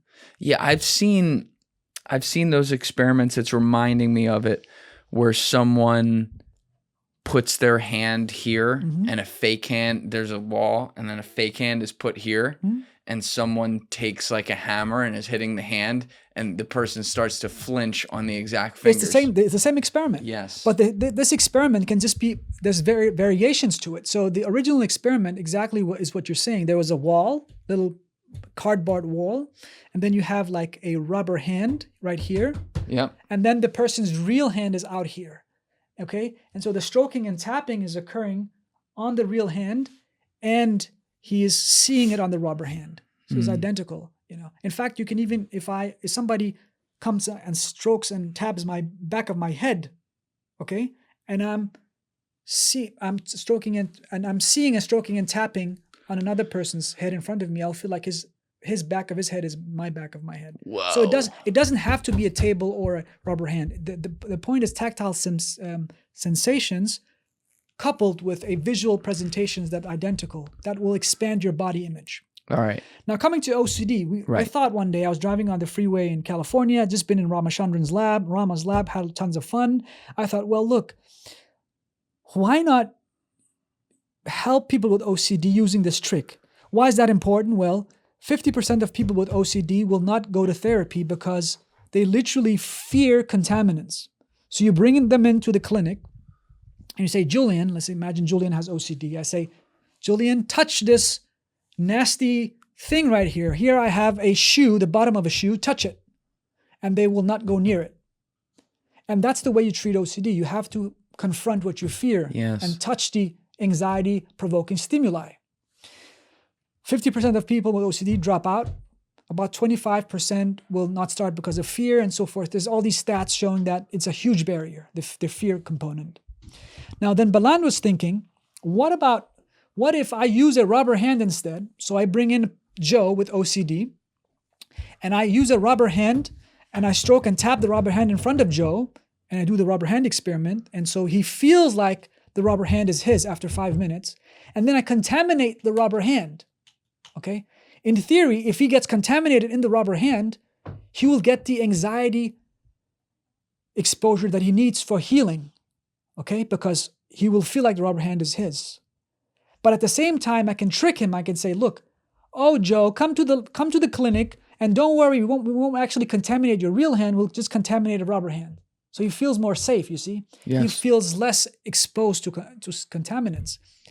And we did this experiment, and it turned out that they actually feel contaminated in the rubber hand when we do the stroking and tapping. They will feel like their own hand is contaminated by using a rubber hand. So it's like a bridge. So how can you use, obviously, the extensive findings of an experiment like that to help solve that problem without it being just that you have to face it head on in therapy? Like, correct. But also not being like an SSRI, not that it would be an SSRI, but you know what I mean? Something where it's just throw a pill at it. Yeah. It's a way to get around these psychological barriers, right? So if the barrier is fear and anxiety, and I can trick you by using a rubber hand instead of a real hand and convince you, well, this is not as terrifying as a real hand, but your brain is getting the memo. Your brain is actually becoming more versatile and able to tackle, anxiety and discuss situations more in a better way than we would have solved the problem just using a rubber hand. So this is some of the work that we've been doing and feel like could potentially help people with OCD. That's amazing. Yeah, I think so. Thank you, brother. I feel like it's good stuff. And you've written a lot of papers on this, explaining the experiment and the findings and all that. Yeah. Now, a little side note. Mm-hmm. We all talk about peer review and stuff like that all the time. Yeah. When you go to write the write-up for the rubber hand experiment, whenever that was, what year approximately? 2014, I think. Okay. Yeah. What's the process there? Like, I feel like we just take this for granted all the time. How does it actually work? How does the peer review process work such that gets published, and where does it get published? So it's like, oh, okay, that's a respected scientific paper. Right. Well, it's a very long process, right? And this is one of the things of science, one of the annoying things, to be honest. Do the experiments, collect data, you have the data, then you analyze the data. This may take 3 to 6 months, depending on how fast you are. Then you have to write it up. Let's say you have one of the research assistants write it up. I used to write tons of papers myself. Then you have it, and then you submit it to a journal. Now, often what you see is about 5 or 10 journals will reject the paper. This is common. So 5 or 10 journals reject it. So this takes another 6 months to a year. And then finally, it gets into one journal says, okay, I will have a look at it. Be sent to 3 or 4 experts in the field. They will read the paper and criticize it heavily. Like literally just tarnish the paper, just go like, this is bad. Why did you use this, person? Why did you use this control experiment? Why did you use this brush instead of that brush? Literally, they are the most OCD, anal, annoying people on earth. Okay. And they will their job is to just kill your paper. Like, I'm trying to fix you. They're trying to just destroy your paper.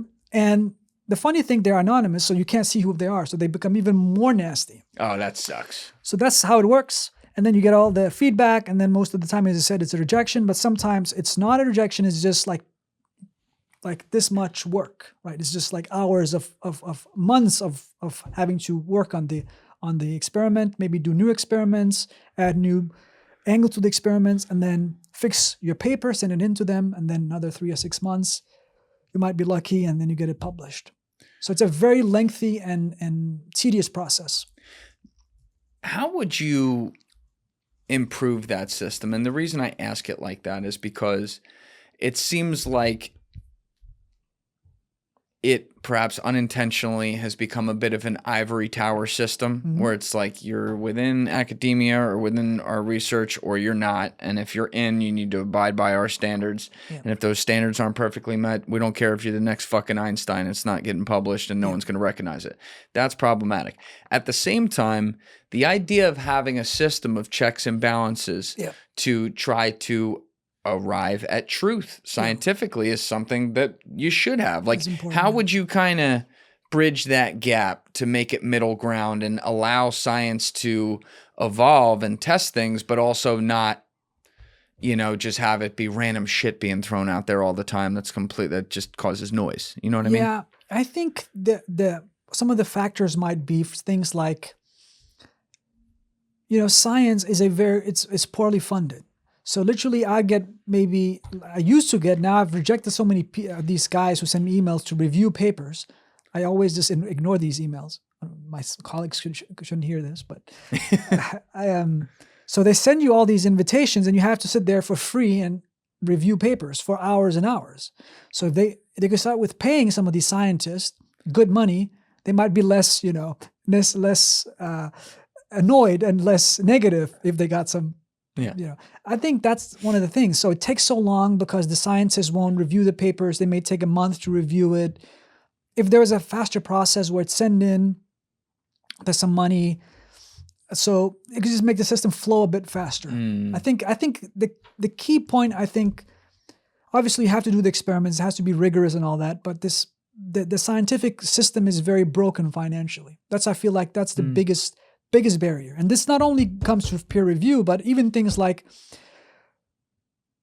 when at Harvard or Cambridge, I saw some of the smartest people in the world. Smartest people, literally geniuses sometimes in the literal sense, like out of this world. And they would sit there and write emails all day and do all this bureaucratic work because the university was so slow and they have to do all this paperwork and they have to sit there and reply to this and so nonsense. I mean, if you have somebody who's at that level, you should have him just produce science and gain Nobel Prizes that can help people and transform our world. They shouldn't sit there and do all this, send all these emails. It makes no sense. Yeah. And that's a huge problem in that system. That's why I'm really, to be honest, I'm very, there's a lot of things about current academia that really turns me off. I know my colleagues won't like it and I'm part of that system, but it's that for having seen that for a very long time. It's very hard to escape.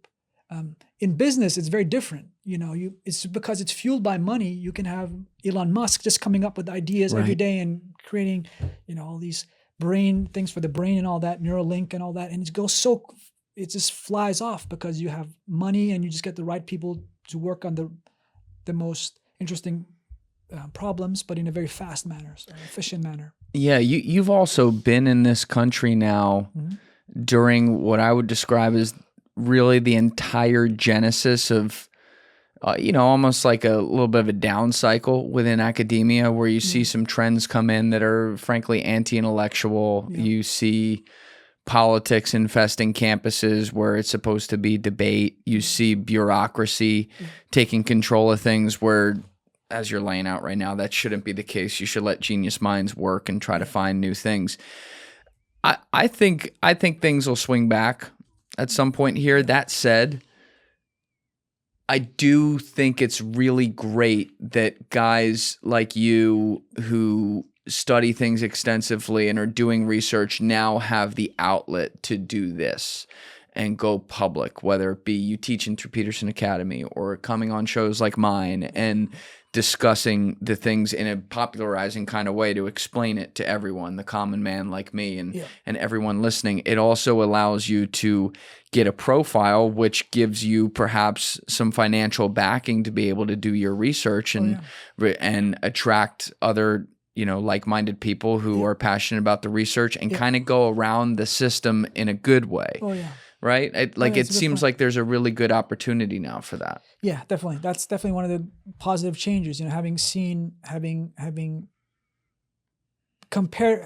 able to comparing these two worlds, right? Of academia and traditional grant. So you have to sit down and write grants for 6 months and then it gets rejected 10 times and then you get some money versus you go do something that's in the, you talked about before, in the influencer realm, you do something small and you just get tons of money and you feel like, my God, why even waste my time? Right. All these things? You create your own destiny a little bit. You create your own destiny. Life is, definitely things are changing. Things are evolving and you have to, be dynamic and flexible. Yeah. Sure. But also when you have a good skill at communicating like you, take advantage of it. Thank you, know what I mean? No, like appreciate it. That's a big thing because you'll see, I've seen it both ways. I've seen scientists who are brilliant. They're just not like great talkers or bringing it down to the level of the average man being able to understand. And, you know, they're going to rely more on the behind the scenes stuff. And I get that. But then when you have guys who can kind of make it digestible and be passionate about it and make it fun, you know, it also does a lot for society too. It does a lot. Yeah, no, I agree. And look, beside that, like, I feel like something that I really love is science. And I love explaining science as well. So it's a passion of mine. Talking about science and talking about scientific ideas is really something that I love. So, and really during my entire career, when I speak to young students and I see their face light up when you tell them about the brain, or it's, you know, it's just very rewarding. So of course it is. Of course. Now you, again, this whole journey starts with your own sleep paralysis and everything like that. Now as far as I know, I've never experienced that before, but to go back just to review, because you explained it at the very beginning, the first time that you had it as a teenager, you felt like you were awake, but your whole body couldn't move. You're calling out to your parents, trying to get help. And then you see like a monster in the corner and it comes over to you and it's like pressing down on you. So the connotation is that you are still technically asleep, but you feel like you're woken up in the very room that you're in. Is that fair to say? That is fair to say. Okay. And that's exactly what's happening in the brain. Exactly what's happening. So the brain has created this illusion that you're awake. You're not. Exactly. So in the brain, what you have is you have two systems.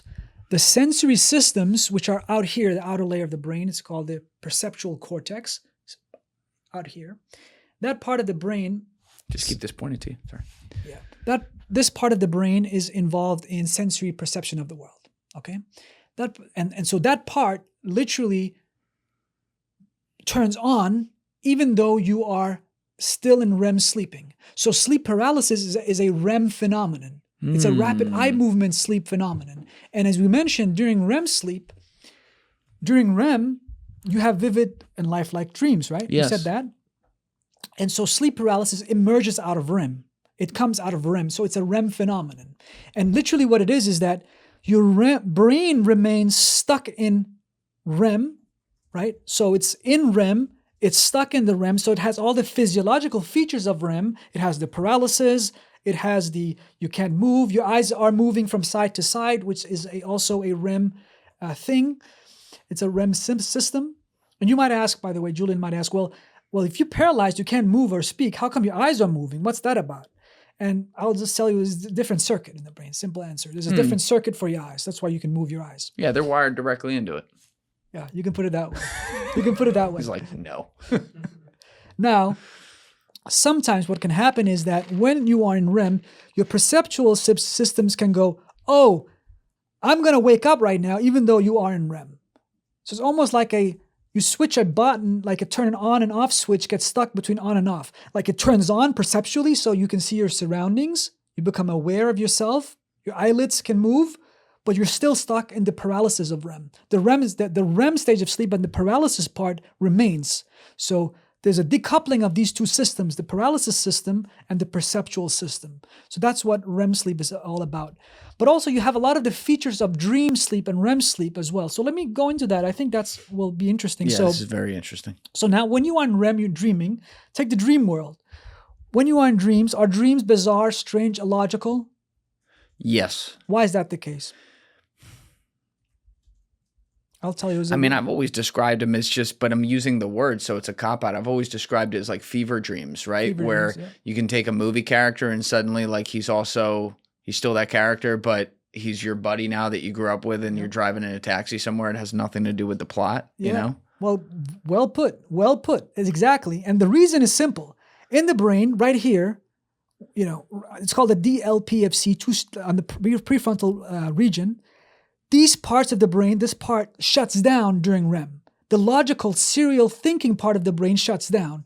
And so that's why my sense of logic and agency and building cohesive stories are out of the window, literally because a part of the brain that has to do with serial and logical and cohesive thinking shuts down during REM. Literally, that is the simple explanation for why dreams are strange and bizarre.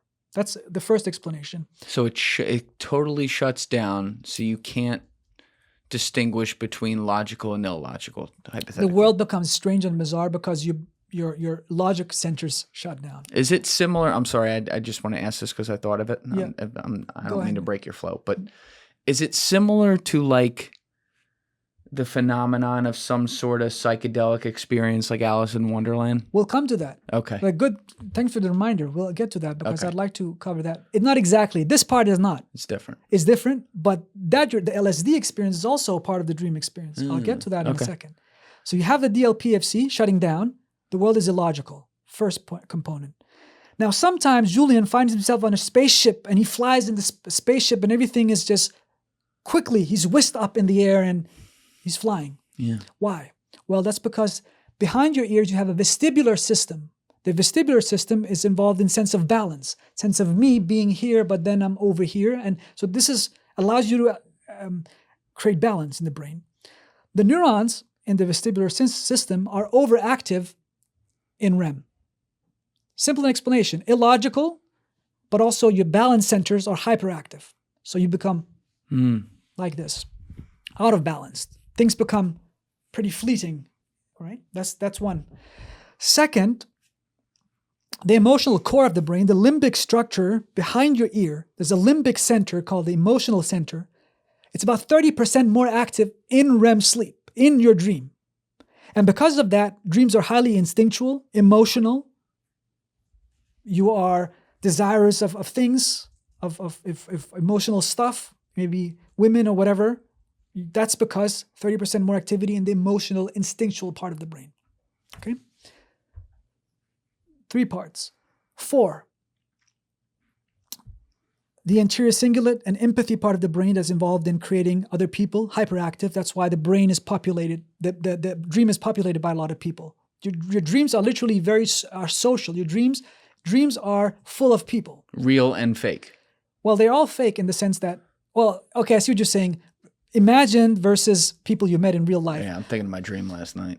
Gotcha. I gotcha. I understand. Well, your brain creates these mix, right? So it could be people that you think, could be real people or people that you imagine. Yeah, it could be both.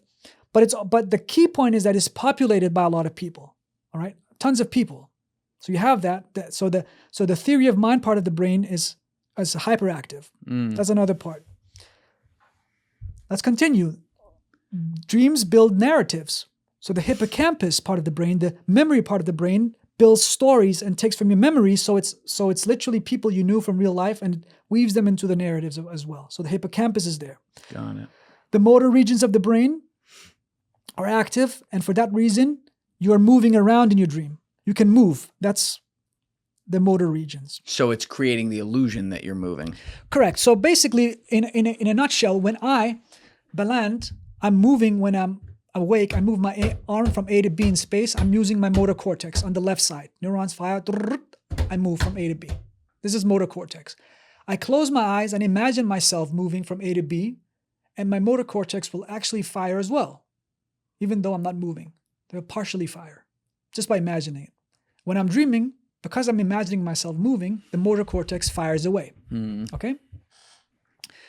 So you have all these different centers of the brain being active, and that's why the dream landscape has this flavor to it. Bizarreness, strangeness, sense of agency is gone. I don't know that I'm dreaming when I'm dreaming. Why is that the case? Well, again, the DLPFC is involved in self-agency, not only logic, but also self-agency. So I am unaware of myself dreaming.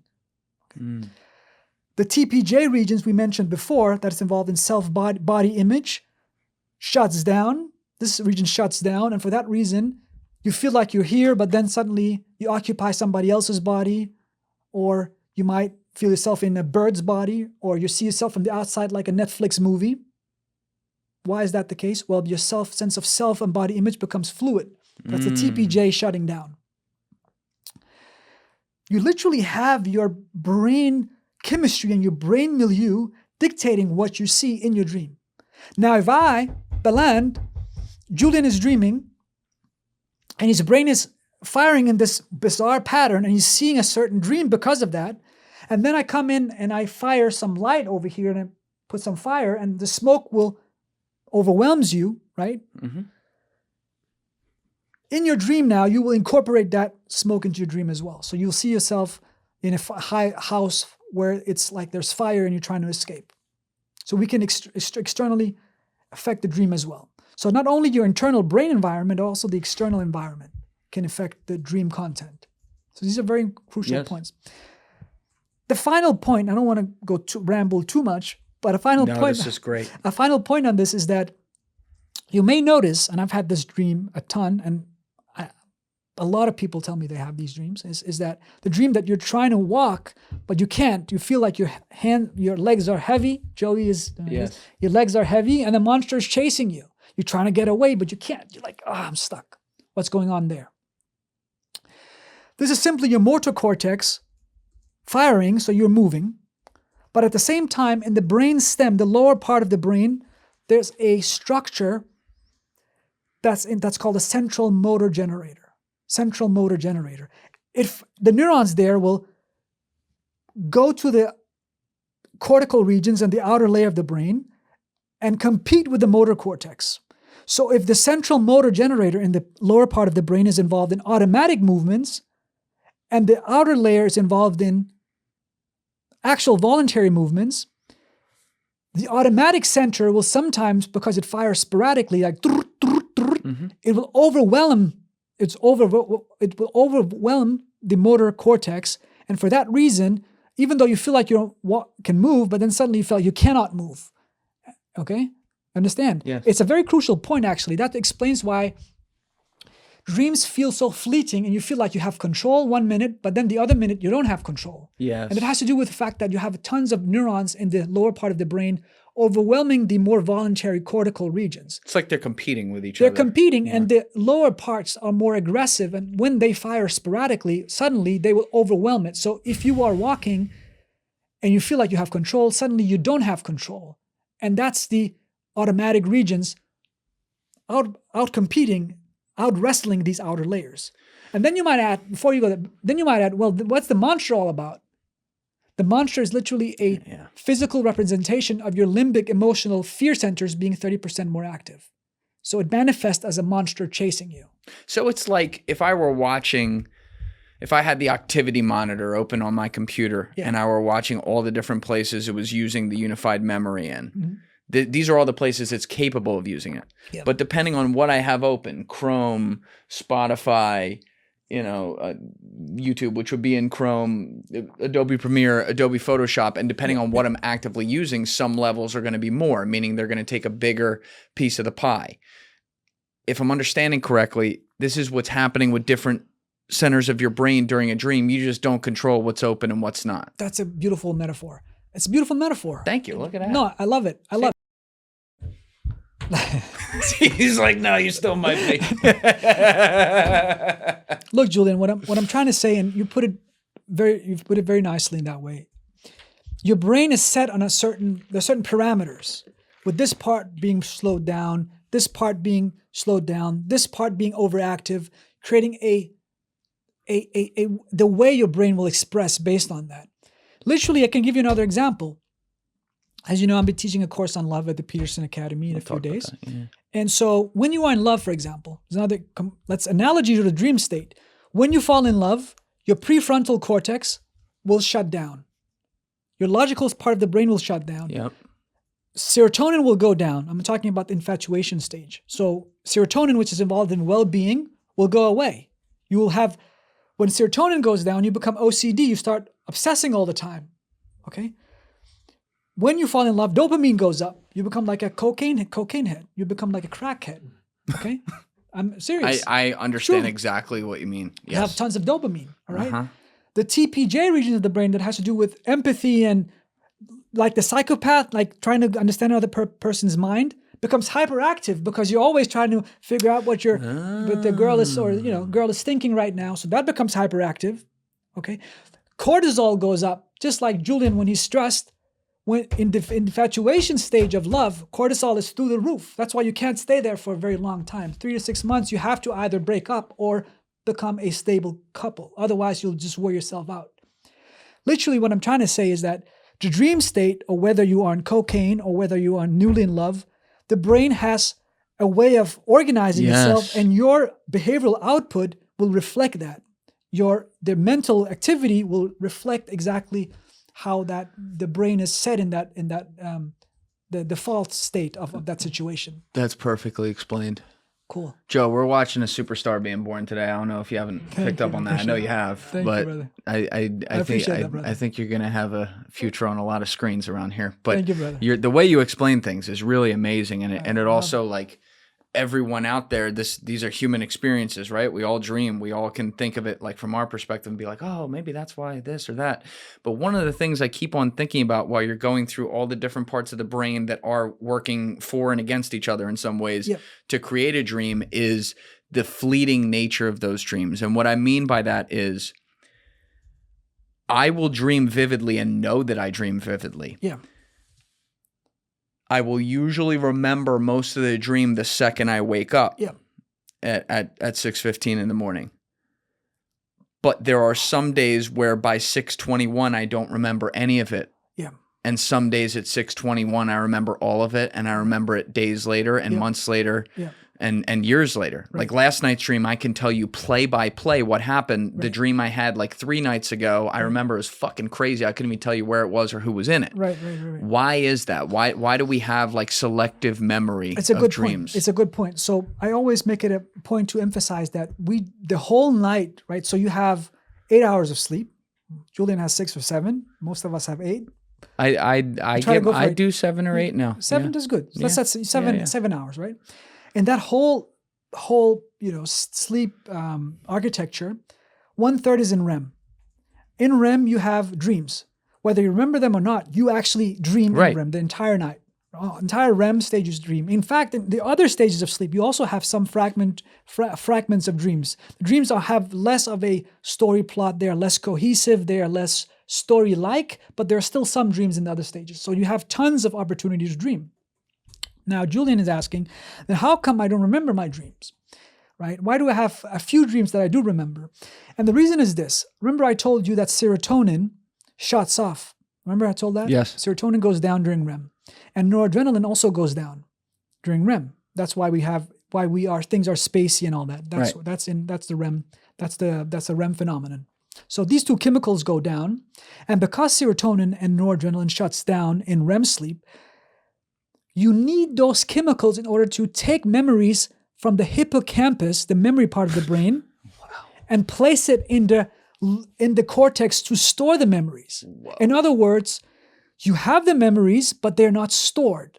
The brain, because of these two chemicals being absent, is much more output fixated than input fixated. Meaning input, it doesn't store new memories, but it just builds stories all the time. It's output generated. It's output fixed. And the reason for that is also, there's another chemical, and I'm throwing chemicals at you, but it's important. And it's very simple, actually. There's a chemical called acetylcholine in the lower part of the brain that fires up the brain. So it's always in the business of creating new stories, but never because of that hippocampal region being deactivated and not deactivated, but lacking these chemicals to store them. Does that make sense? Yes. It's basically that. That's it. The hippocampus can't store new memories in the same manner. But sometimes it fires in a way that it does. And this is really it. This is it. Then when you wake up, and this is the crucial point of all this, when you wake up, the wakefulness process itself entails a surge of serotonin and noradrenaline flooding your brain. That's why when you actually wake up, the dreams you do remember are the last few minutes of the dreams you just had. You don't remember the whole REM thing. That's actually what you remember are only the last few minutes of dreams. The one last night was so detailed, so many layers. That's only a few minutes? Well, we'll get into that too. Why dreams feel so expanded. Let's get into that. Yeah, please. I'm talking, this was like... Yeah. No, it feels a long time. Well, it's a full movie. That's a full movie. So just to conclude on this, the reason why you can't remember your dreams is because serotonin and noradrenaline, the chemicals helping your hippocampus store them, are absent. That's the whole story.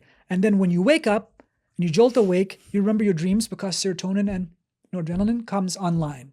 That's a simple story for that. Then Julian says, well, look, it felt like hours, like Inception. It feels like, years. Yeah. Maybe. It turns out when you record the neurons of a rat as it's running through a maze, so it's running through a maze and you record the neurons in a region called the hippocampus. We talked about the memory part. The fire, neurons go drr, drr, drr. Then the mice are awake and you look at their neurons again And it turns out the same neurons will fire when they are awake as when they were dreaming. So, let me get this right.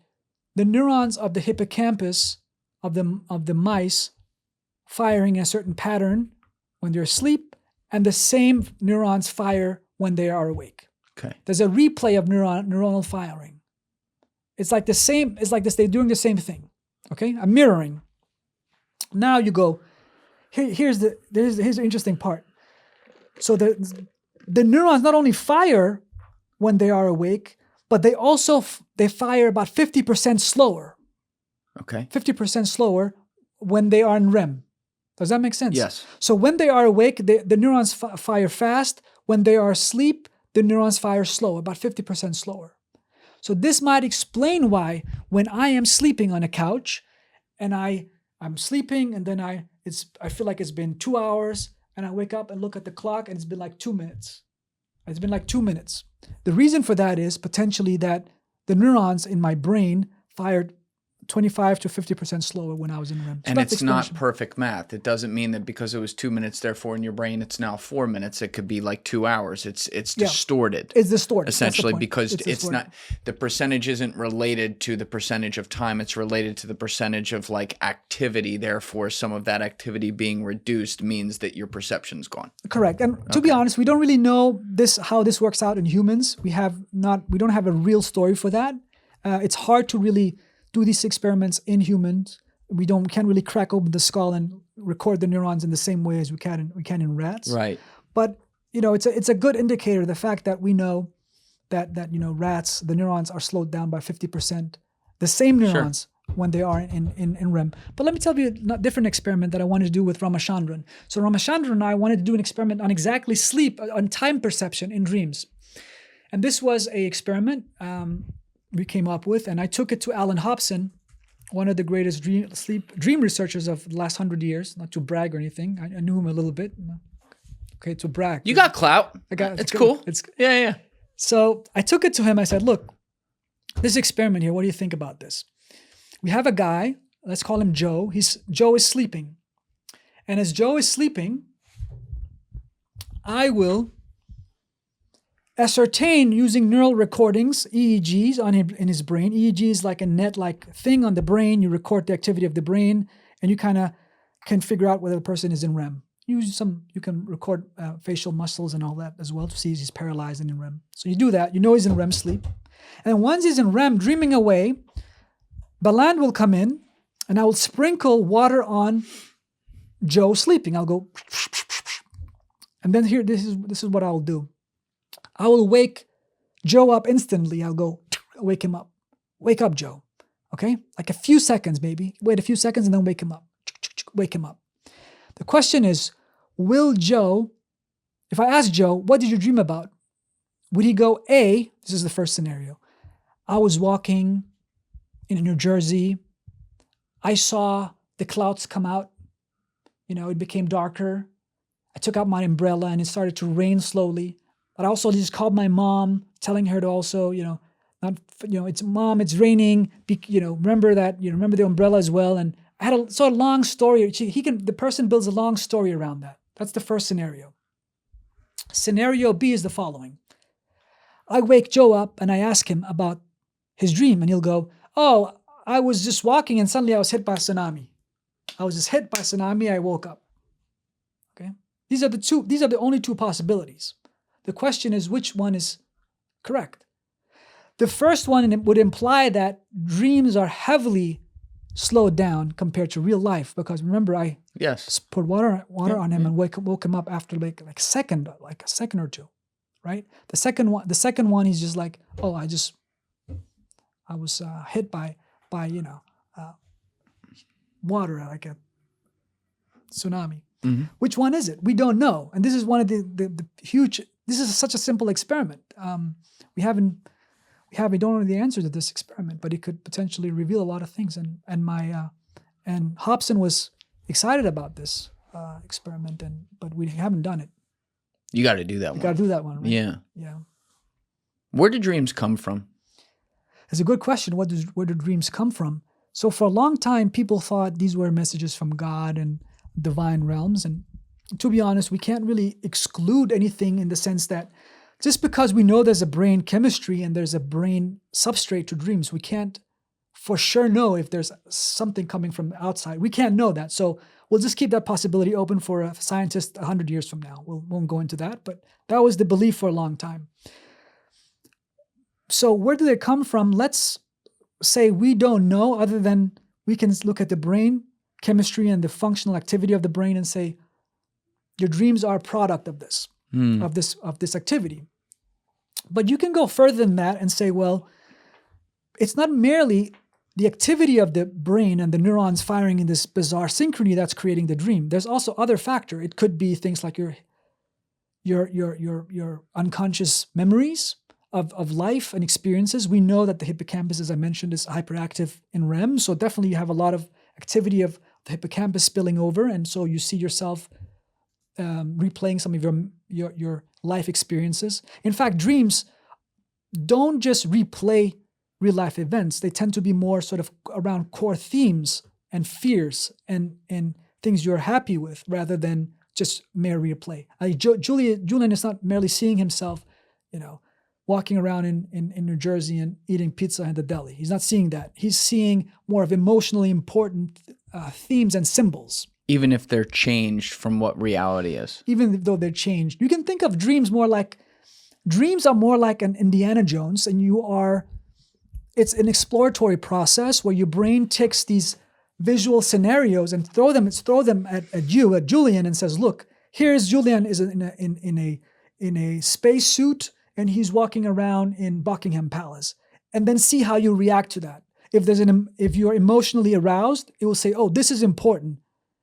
Let's go further down this route, and you explore it a bit more. And then it takes another scenario. Maybe it introduces a new colleague from work, and you see her suddenly wearing not Batman, the lady in Batman, the Catwoman? She becomes Catwoman, for example, or, bizarre, Anne something. Hathaway was a good Catwoman.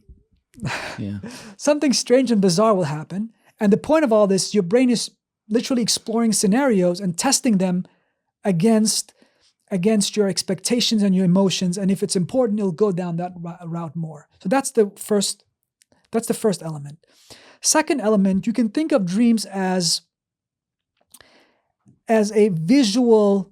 I'm trying to be like you now and use metaphors. So it's like a museum, an art museum, rather than actual verbal stuff. Meaning that it takes you and shows you these indescribable things, like walking around an art museum and being aroused, and you can't really put words on what you're seeing. It's so profoundly evocative emotionally. Oh my God, I'm seeing the sun and the moon bowing in front of me. I am seeing, this television splitting into becoming a rainbow and flying off. And things are indescribable. And that's because the brain, it seems, is using more the right hemisphere, which is more the art part of the brain. It recruits a lot of those centers for sure, and less linguistic. It uses language. We do speak in dreams, but it's less linguistically describable. It's more of metaphorically abstract. That's a very crucial point, actually, of the whole dream experience. The fact that you have that these are like that art museum metaphor, that things are visually evocative and just profound and indescribable often.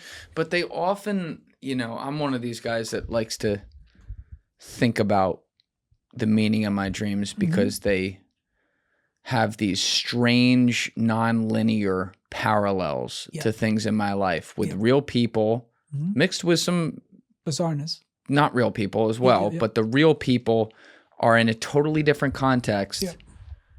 But then the actions they take or you take with them in the dream explains something else that's either like something you need to do in your life or something that's missing in your life. It's a good point. Yeah, it's almost like emotional processing. It's a way of, it's reminding, it's a reminder, but it's really one theory, just to go back to theory land here, but it's kind of what you're saying. There's a theory called threat simulation, which is merely fancy word for saying that dreams is a way of exposing you to terrifying situations and see how you survive in them. In other words, if you go around and if you're walking in a landscape and you jump over a river and you're running away from a serial killer or a saber-toothed tiger or something like that, and you survive that scenario, you're more likely to face situations like that in your real life and survive. The brain is never wasteful. Your brain is never redundant. Your brain doesn't want to waste energies and resources. So it's using that time to build new circuitry in the brain, plastically rewire your brain so you don't have to go out and chase that lion or run away from that lion. You already have the circuits laid down while you are dreaming. So that's effectively one view. Your point is also similarly, and it's related, it's valid, that you're learning how to cope emotionally with other people. So dreams are hypersocial, and one social, and they're hyper emotional as well. And they tend to be more negative. And we have more negative social encounters in dreams. Yeah, why is that? That's important because your brain goes, look, for me, Baland, to be having a chit chat with a girl in my dream is going to be less important for my survival than having this fight with a serial killer and escaping that. Which one is more likely to help you survive? Well, the emotional interaction with the girl can be important too. You learn skills, but it's skewed and biased towards more negative interaction because your brain is always trying to help you survive. Even if it's far less realistic. Like the first one with the girl could be very realistic to something you're dealing with a girl in real life right now. That is true, but the brain in dreams are generally not very realistic. It tries to use the more extreme examples to be more evocative. And that's the whole point. But does it use extreme examples of like symbolism that doesn't make sense while the examples are actually very real things? They make emotionally sense. That's the point. I think they do make emotional sense. So even though in your dreams, the thing is with dreams, you can have your dream, you can be in your bedroom, you can be in this apartment here, and it will be a palace. It will literally be transformed into a palace. But it still feels like your own room. You don't question it. And that's the whole point of dream. The fact that you can have this moon and the stars prostrate in front of you, but it feels normal in a dream. And that's because somehow logic is turned off, but emotion is hyperactivated. So we don't find it bizarre and abstract. And that's a key point. Emotionally, you cope with the experience and you learn from it. And so that's why we can even though it's bizarre and strange, the whole serial killer attacking you and you're trying to run away. And by the way, the serial killer has 3 heads. But still, it can teach you something about emotional coping in a similar emotionally evocative scenario. On the monster thing, I do want to point something out here. The mantra thing? The monster thing. Oh, monster and thing. And the point is that, have you noticed in your dreams, the monsters in your dreams are terrifying, but they look a certain way typically. And the way they look is that the monster has to be terrifying, but not that terrifying that they can't be remembered. There has to be some level of terror, but if it instead of 3 heads has like 100 heads, it wouldn't work. I'm not going to say that's never happened. I'll say this, and now fucking tonight I'll dream about a monster. But I don't really have the monster come into my dreams ever. Yep. So the only type of dream that involves like me running for my life from death usually involves like a vehicle or something like that. Like a car is driving at me or the plane's going down. I'm like, well, fuck. And then like you'll wake up and you're like, like almost you were falling from the sky. But a lot of things that are like the monster are the threat of something happening. Yeah. Like, do you ever sit with people and like break down their dreams? And like what it means? Yeah, I do get those often. People ask me often about their dreams. And can you figure out like how it like sometimes when they're describing it, like how it makes sense from a brain standpoint? I try to interpret it differently. I try. Yeah. I try. Because like I'm not a scientist, but I'm always trying to do that because there will be some sort of theme that is the hypothetical monster. It's not a real monster, but it's like a threat in the real world. And even if sometimes it'll be called something different and it's not like a actual thing, but it's directly parallel to something that I'm like, oh, I was just talking about that with someone and what a danger that is, or that kind of thing, as if it's almost like, man, I should hit that again, or because I also have a show too, so I cover topics sometimes of things that are like a problem. I don't know if that's like related to what I do, and I'm always thinking about this stuff, but it's more of I describe it less like someone holding a gun to your head and more like you watching a movie of a gun to someone else's head and watching it go off. It's more like that, you know? No, I agree. It has that unpredictability about it, and it's fleeting.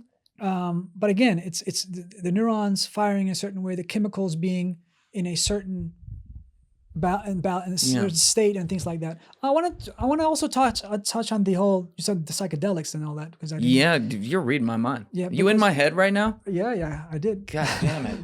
Put a fucking neuron on me or something. So, why do dreams have this kind of bizarre, strange, eerie feel to them? Why do they kind of remind you of the psychedelic state? You might ask that. And the reason is simple. The mystical aspect of dreams and the highly sort of personalized cosmic aspect of dreams is that, this is a theory, of course, but it's very plausible. I remember I talked about serotonin shutting down in REM sleep, and therefore in dreams not being absent in dreams, right? Mm-hmm. And this is when serotonin overall shuts down, often what you can find is that other receptors for serotonin might go up all of a sudden. And this is a feature of the brain. You shut down one receptor or one family of neurons or chemicals, and it might find another way to come back online. So there's a receptor called a serotonin 2A receptor, okay? Fancy word for the ghost receptor in the brain. This is literally the ghost receptor, meaning that when you take psychedelics, when you take psilocybin, LSD, all these drugs, you will titillate and tickle these serotonin 2A receptors, and in effect, the world feels mysterious. It feels, everything becomes salient. This water becomes salient. This becomes salient. It becomes imbued with meaning. Okay? Now, in dreams, we think that because serotonin shuts down, these receptors, these serotonin 2A receptors, might actually get a boost. And that might explain why dreams have this mystical, overall eerie quality to them. Simply for that reason. It's quite interesting, but it might explain it. It might explain it. The fact that you have these serotonin 2 receptors suddenly coming alive. So it makes you, if I'm understanding that correctly, it makes everything feel like it has a spirit to it, and like it's existing. It's not just atoms. Yeah, it's again another layer to all the brain components I told you. This is another layer. Besides things being bizarre, strange, and flying, things flying all over the place, there's also a mystical and almost spiritual layer to it, and that's the serotonin 2A receptor that you can also artificially take by using drugs. Do you think that like the ghost receptor and this concept? Mm-hmm. How do I want to ask this? I don't want to overcomplicate this. I want this digestible so that you can understand it and you see where I'm going here. But because we are suspended from reality when we're asleep. Yeah.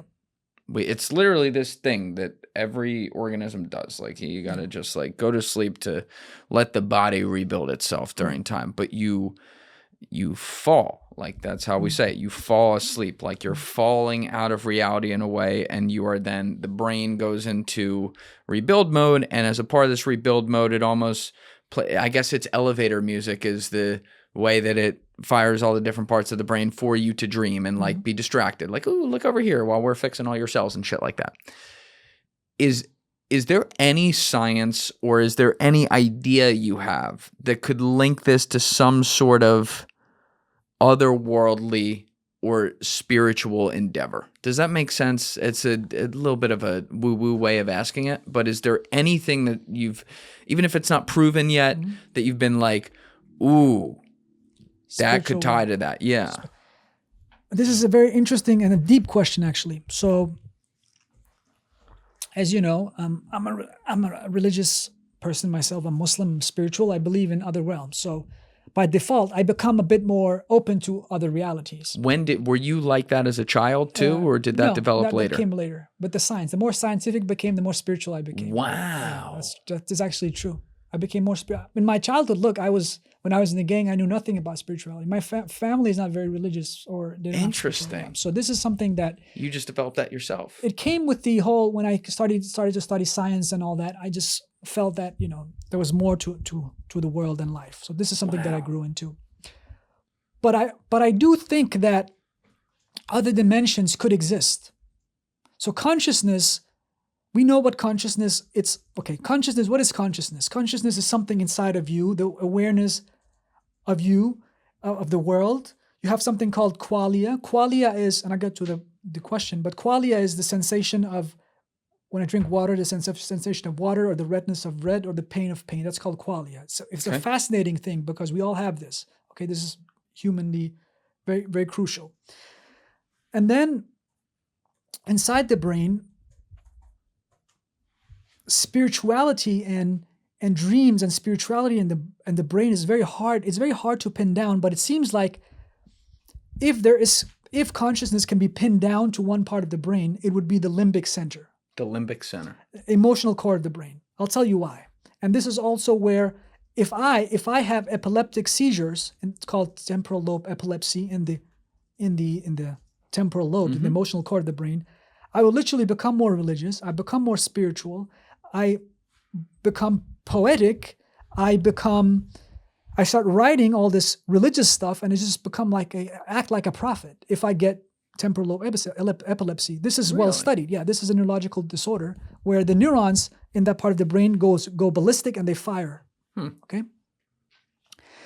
The temporal lobes is also, it may be part of that part of the brain where consciousness comes about, because if I stimulate it artificially using a current, I will have these vast experiences that are emotionally rich, sensorially rich. I see myself floating outside my body as well, but it's a very rich experience I have of emotion and self as well. To illustrate this point, let me give you the opposite scenario. Let's say the limbic structure dials down. If the limbic structure dials down to the extent that it shuts off, you may develop Cotard syndrome. Cotard syndrome. Cotard. Oh. Okay. You see, I said Qatar. Everyone's talking about Qatar these days. Cotard. Exactly. I know what you mean. Yep. Plus $7,000. Go ahead. Right. Okay. Cotard syndrome is the following. You feel like the world is dead. There's no meaning in the world. Before, in a dream, everything is significant and emotionally salient. When you have Cotard syndrome, everything is dead. Everything is without meaning. There's no meaning to nothing. There's no meaning at all. And in fact, you may look in the mirror and say, I am dead. I'm not alive. And the doctor might say, well, what are you talking about? You're sitting here and having a conversation. He said, yeah, well, I'm having a conversation, but I'm dead. You might poke him with a needle and it bleeds. And he looks at it and he says, and the doctor might say, well, you're bleeding. Do dead men bleed? And he might says, maybe they do after all. Maybe dead men do bleed after all, okay? So he sees himself as dead because of his limbic structures turning off. Coming to your point now, there's also a helmet called the God helmet. God helmet is you put it on. It was Michael Persinger in the 1990s. I think he came up with this concept. The helmet, you put it on, and literally people will feel like they are in one with God. They have spiritual experiences by stimulating the limbic core of the brain. So if there's any part of the brain where spirituality would come about, it would be in the limbic core. Where consciousness would come about as well would be in the limbic part, the emotional part of the brain. Emotion, in fact, saying this, the emotional part of the brain would be a disservice because it's involved in such a vast array of human experiences. But that's what I would say. So in dreams, that part of the brain is dialed up. That's why it can feel spiritual and cosmic. But then my mentor, Ramachandran, once said, how do we know that God is not merely communicating with us using that limbic center? Why do we think that the limbic center is creating God, whereas it could be God communicating with that limbic center? And I think that could be true. Personally, I think that I do believe in God and spirits and all that. And so there's nothing negating the fact that God could be speaking to us through brain centers. How would he speak to us? Right? Imagine a radio. You're a guy 200 years ago, and you walk in a desert, okay? in this desert, and Julian, he sees a radio. I'd be like, what the fuck? He takes it and he turns it on and music comes out of it. Okay. What would you think? You would open it and you would maybe start breaking some things and the music would go a little bit and things would become messy, right? But never in your mind would you have thought, well, this is radio waves coming from somewhere else creating the music. Yeah. You would have thought that you're messing around with the insights of the radio. It's all that's happening.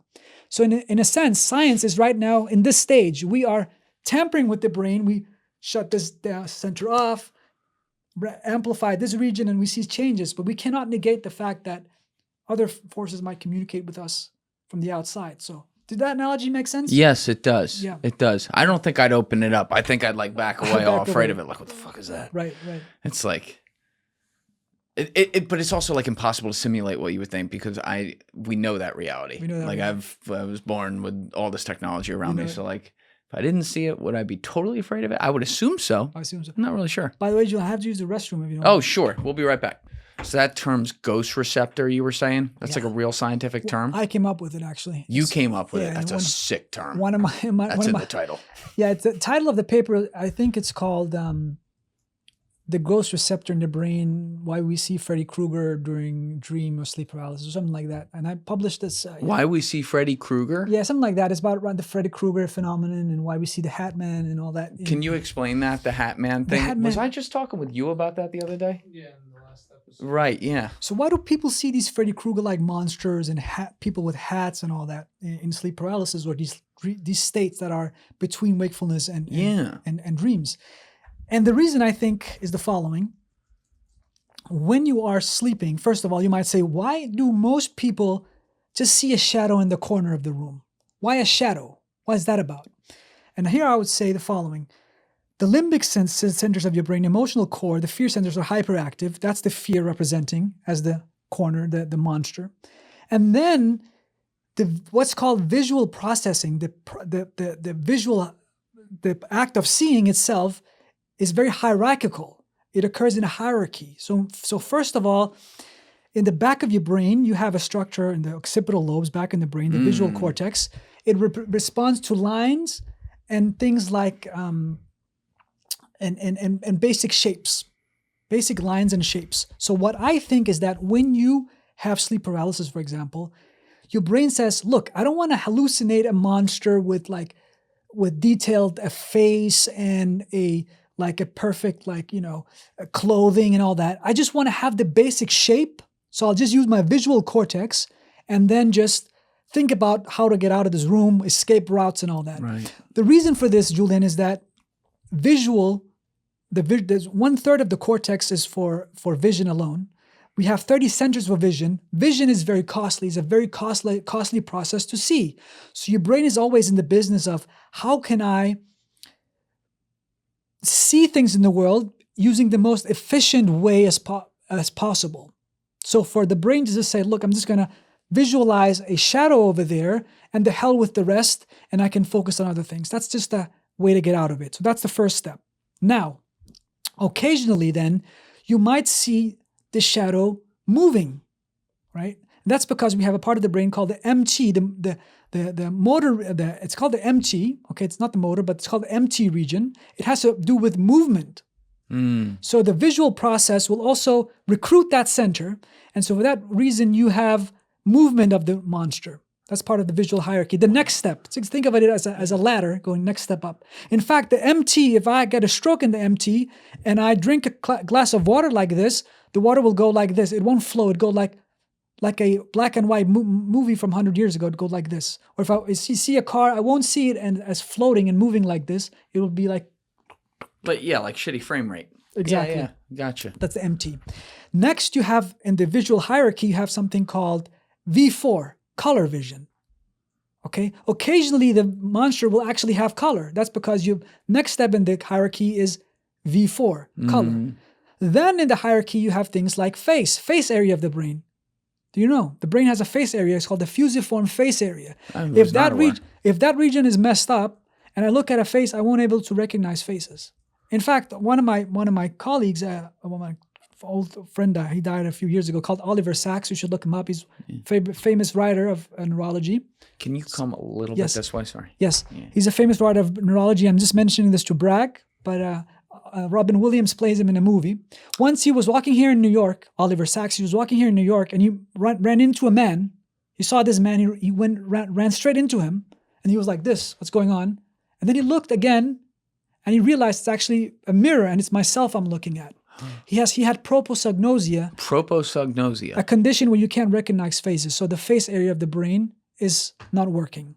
So that is the fusiform face area. Okay? Whoa. Yeah, here he is. He even looks like Robin Williams a little bit. This guy was a phenomenon. So he's dead. I was just going to ask you if we could bring him on. Oh, yeah. This guy was a superstar. I mean, this was one of Ramachandran's friends. So because of Ramachandran's, I would meet superstars like this and become friends with them. And Awakenings. Yeah. Yeah, he was a great guy. We used to correspond he would write me handwritten letters. Do you remember? Can you imagine this? Handwritten. I do them. Yes. I swear to God. Yeah. He would write me handwritten letters. Lost art right there. He was a very shy guy. He used to when he gave lectures or seminars, he would only have us be 4 or 5 people. Otherwise, he couldn't deliver it. Such a character. Unfortunately, he passed away from I believe it's brain cancer, but lived a long life though. 92 years old or 82 years old. Yeah. When he passed. Wow. Now, so we have face recognition area of the brain, fusiform face area. Again, that's why you add the face to the monster. Next to the visual hierarchy is the Wernicke's area. It's the meaning part of the brain. It's called the Wernicke's. Again, you recruit that, and then the visual scene become more meaningful, and then finally you have things like the hippocampus part of the brain, the memory part of the brain, and so you recruit memories from your daily life. This would be, I saw a Freddy Krueger movie. I saw my grandmother told me about a story about a monster that looked like this or that, and that I will weave into the narrative, and then the visual scene will look like this. Does that make sense? So you have narrative and memory, meaning, you have depth, you have color, you have movement, you have basic shapes, and that's how your visual process works. Sometimes you just stop at the earlier stages of processing to use those resources to a better purpose, but sometimes you just hallucinate the bloody thing, the whole thing. And that's why some people literally see the Hatman looking like Freddy Krueger, being in color, moving towards you, strangling you. And it comes in like different forms as well, like culturally too. That's the memory part of the brain, because that's a part of the visual cortex, and the visual, not the visual cortex, part of the visual hierarchy. And so that for that reason, depending on your cultural narrative, that will spill into the experience. Have you ever read Metzger's work before? No. He's great. Yeah. I'll send you it afterwards. He does some great work on this. Kurt Metzger, talking about the Hatman and all that, different cultural phenomenons. Terrific scientist. I'm surprised you haven't heard of him. But that's, it's everything that you have described today, especially when it comes to dreams, it's psychedelic in a way, no pun intended, but there's a real math to it as well. Yeah. Like you're describing ratios and how the ratios get distorted, like everything you just described there with all the different parts, and then it gets put together and voila, it spits out this thing. Yeah. So people, when their brains decide to do different ratios for them, have wildly different experiences, and it becomes individualized. Yeah. That's kind of cool. It's very cool. And on that point of vision, a key point to emphasize is that even though vision has this hierarchy and things are going from bottom up to the higher regions, and we create meaning and we create vision, we create color and depth and all that, there are as many wires going from the top regions down to the lower centers. And by this, I mean the following. Vision is an active process. So when I see this table here, Julian's table, my brain won't go, oh, here's a table, let me just take all the fragments and slowly create the whole thing. It actually literally will say, I've seen a table like this 100 times, and for that reason, I merely will take a splotch from that table, and then I will recruit from higher centers of memory and send them down to the visual centers and create the image. Meaning, vision is as much or even more perhaps about expectation and interpretation versus actually what's out there. And this is a crucial point. Vision is as much about interpretation versus what actually It's a controlled hallucination. Vision is a controlled hallucination. Your perceptual reality is your expectation meeting the data. It's not data just coloring everything. Yeah. It's expectation. I expect the world to look like this. Therefore, I will see this, but I will also use the data to match my expectations. That's why if you have damage to the eye, for example, you rely more on expectation when you see the world versus data because there's eye damage. Same if you have damage to some of the lower part of the cortex, the visual cortex. Does that make sense? Yes. Expectation versus data is always wrestling and battling it out to find the best fit of the world. But if there's an imbalance to that symmetry, eye damage, you literally see the world and then suddenly you might find there's a monkey sitting there on your table. And I'm not being, trying to be funny. Yeah. I'm literally, this is called Charles Bonnet syndrome. Eye damage, you will see elephants here, suddenly sitting here, or because your expectation of the world, your conceptual beliefs will color the world. So the world is, our created reality is always based on expectation and data meeting each other, not about the actual thing. I see this table, your brain goes, I've seen tables like this 1,000 times, so I'll just pull from memory and create a table much faster than actually going there and taking the whole table in and processing it one at a time, like one fragment at a time. So this is an important part about it. And that's why hallucinations can occur all the time because, well, not all the time, most of us luckily don't have hallucinations when we are awake, but we are, as humans, prone to them because we have this conceptual overlay to vision. Vision is very conceptually driven. And so if that balance shifts towards more concept driven, you will hallucinate more. Are dreams, is it a stretch to say dreams are effectively hallucinations? They are effectively a form of hallucinations. They are not only hallucinations, but they're hallucinations. And they are, we have amnesia as well. We forget them. We are delusional, completely delusional in dreams as well. So it's psychopathy at peak. Delusion, amnesia, hallucinations, and yet it feels all normal and you wake up and take it for granted. Now you said as you went along, we talked about this for 1 minute and then got off it. You said as you went along your scientific work, it made you connect more with spirituality and actually made you religious. I'm sorry. Yeah. And so you practice Islam. What was the journey like to get to that? And was there one kind of like ripple in the current that caused it in particularly from your work?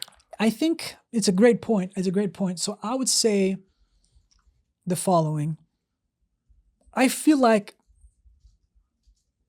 when I was in the ghetto and I saw my friends being shot at, stabbed, I saw these horrible things, and then I saw myself being rescued so many times by forces that were unlikely to happen by chance. I felt like, okay, God must be real. And then once I went to Egypt as well, and I studied and I lived a more disciplined life, I just saw the blessings pouring in. And reading about science, reading about the brain, the complexity of the brain, the neurons, just made me go, look, how did that come about? It just made me more religious.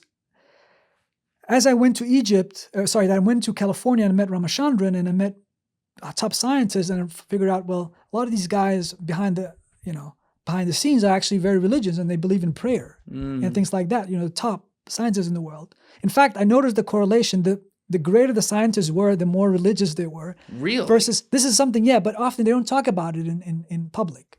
They keep it to themselves. That there's a lot of scientists like to be hard nosed and want to be played cool, and play. Yeah, they don't want people to have the perception that their religious beliefs would impact the results of their studies. 100%, and we have to keep it separate, and that's very important, so we don't mix the two. But look, there's nothing in spirituality and religion that negates science, and the two worlds. These two worlds are not incompatible. It's just two levels of description. As I always say, look, if I told you about 200 years ago, you have all these small animals crawling on your skin right now, trillions of them, you'd say, What are you talking about? Kill this guy, burn him at the stake. Yeah. We developed the microscope, and lo and behold, you have your 90% of your cells are bacterial cells. You're literally a bacterial colony with a few human cells hanging on. That's what right. you are, right? So how do we know that this world is not full of things we can't see, spiritual dimensions, and Spiritual dimensions. dimensions we cannot see, Yeah. right? In many ways, think of when you were in your mom's womb, and I told you about a world outside your mom's womb full of rivers and mountains and skies and all this. You would think me crazy, right? If I were in the womb, yeah, of course. You would. I don't know. That's not reality to me. That's not reality. At the same here, we are in a reality now that's encapsulated by a certain structure and a certain framework. But there's nothing that negates the fact that another world could be out there. We just live by the limits of this current reality. And frankly, you have to be open-minded to other worlds. The key thing is though, when you do science, you just don't mix these things up. You cannot be a woo-woo scientist. There's no way, because science is a very valid, it's a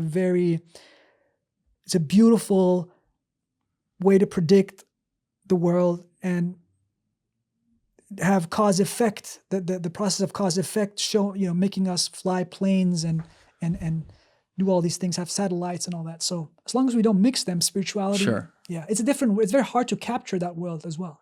I think one of the greatest is really the wrong words. One of the most tragic stories of humanity that we've done to ourselves over time is convince our collective consciousness that science and religion are at war. Yeah. Science and religion are seeking the answer to the same question, the meaning of life and where it all comes from. Yeah. And they don't all have to be right. In fact, it kind of goes against the idea of progress in humanity for everything to all be right. It's about proving and getting to a higher level of understanding, and therefore a higher level of consciousness to eventually maybe you get to the top of it. But I don't pretend to know exactly how it works or what's out there. I'm very confident that I fully believe that there's a God, there's some sort of creator that put all this together. I actually think things like math, I see it in things like that when I see the patterns of how that works and then ties to the physical world. I'm like, that can't just come out of nothing. Like, that had to be something far beyond any sort of understanding, wherever that creator is, for it to happen. But like we were saying, you didn't grow up religious, and then as you got around some of these scientists and realized they were religious as well, just weren't as public about it, you started to think about it. Do you remember like the moment though, where it like clicked? Not even to say like, oh, I'm going to go to Islam, like specifically, but where you're just like, well, had you believed in God before, like as a kid? Question. Yeah, it's a good question. So as a kid, as a very young kid, I was like, is God real? I may believe in him. So I was I didn't really know. I was 6 or 7 years old. My parents didn't really give me religious education or like teach me a lot about religion. But, we generally believed in God, generally, and as a family thing, but there was no practices or anything. I would say it was these experiences that I had in my life, in my youth, that were so emotionally powerful that it really tilted me towards God and thinking about God. And also my experience of being like born in Bulgaria, Kurdish parents, living in the ghetto, having to question a lot of things and say, who am I? Like, who's this body? Who is me? Why here? Why now? Why me? Like this experience? Why is this flesh and bone here? Like imprisoned in this body? What is this sound coming out of me? I know I'm going into some rabbit hole here, but literally, why am I stuck in this body? Who's me this very second? And I had a lot of these experiences when I was like, these flashes when I was like 17, 18, 19. I thought, well, there's got to be more. Why am I stuck here? Who's controlling on this? And this was really when I started to think about God. And then I just felt like God was present in my life. And when I would do good things would happen. And it just felt real to me. And as life just progressed, and I went to Egypt and I went to various places in California and all that, there was nothing negating that, there was nothing diminishing that belief, it only became stronger to where I am now, and I'm deeply grateful to where God has, taken me from where I was to where I am now. I feel so blessed. You see, I feel like I'm the most blessed person in the world. That's what I feel. I've been so blessed by God, and He's given me everything. I mean, I feel. Also, logically, it makes sense that there's a creator. Why would the universe exist? It just makes sense that there's more. So that's kind of my journey. And did you pick up Islam because you were thinking about a lot of this while in Egypt, and that was what was around? It's a good. No, I wouldn't say so. So I would say for the Islam, when I was a kid, my parents were Muslim, so they just weren't practicing. So my background is Muslim.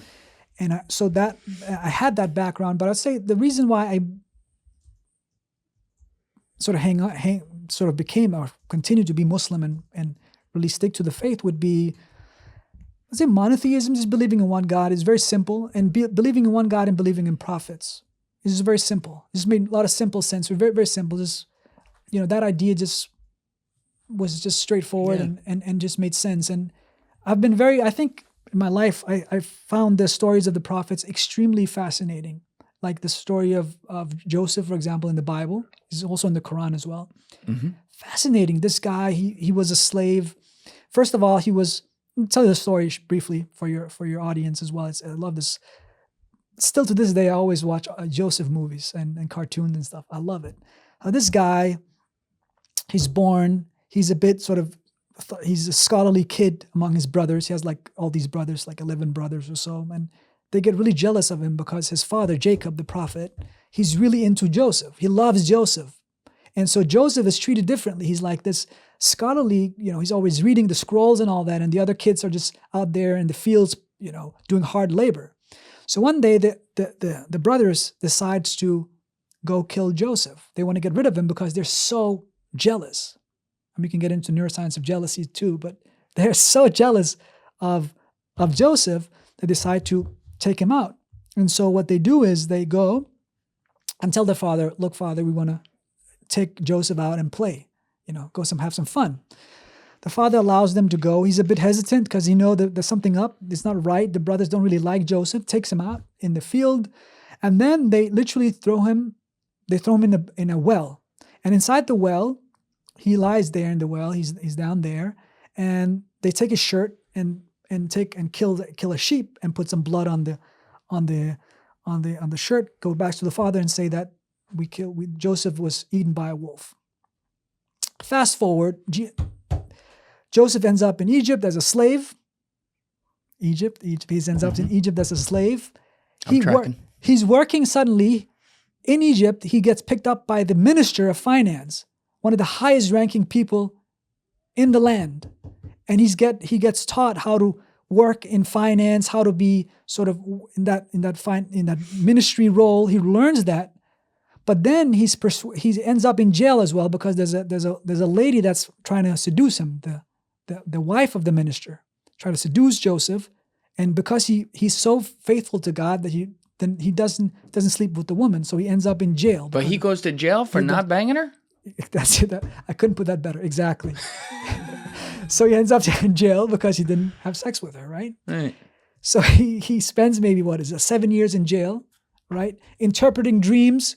He becomes a dream interpreter for the people. He has this gift. He can interpret dream and understand dreams. Huh. So in the jail, in the prison in Egypt, he interprets dreams, and then suddenly one day he interprets some of the other prisoners' dreams, and one is released, tells the king about Joseph's talent of interpreting dreams, and he's let out of the prison, and he interprets the dream of the king, and it turns out his interpretation is correct.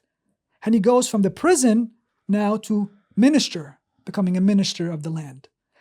A very long-winded way of saying he went from nothing to this long journey to becoming the dream interpreter and minister of the land. And these stories inspired me. I also went from nothing to Egypt, and from Egypt to the minister, Ramachandran. And, I'm not saying I'm not the minister now, but you I'm see saying yourself. I understand. I see myself in people like this, and I've also been tempted in my life by girls or things that I could have done things, I've done that. I've not done that, but that's funny. Congrats on the sex. Thank you, brother. No, that's not what I'm saying.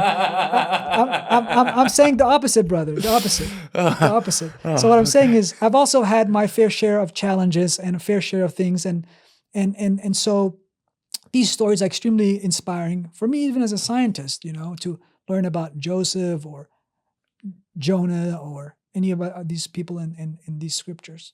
So yeah, it's very cool when I meet someone who's extremely well-rounded, right? So you have all, you're very into science, you're into learning, you're into making sense of why things are the way they are.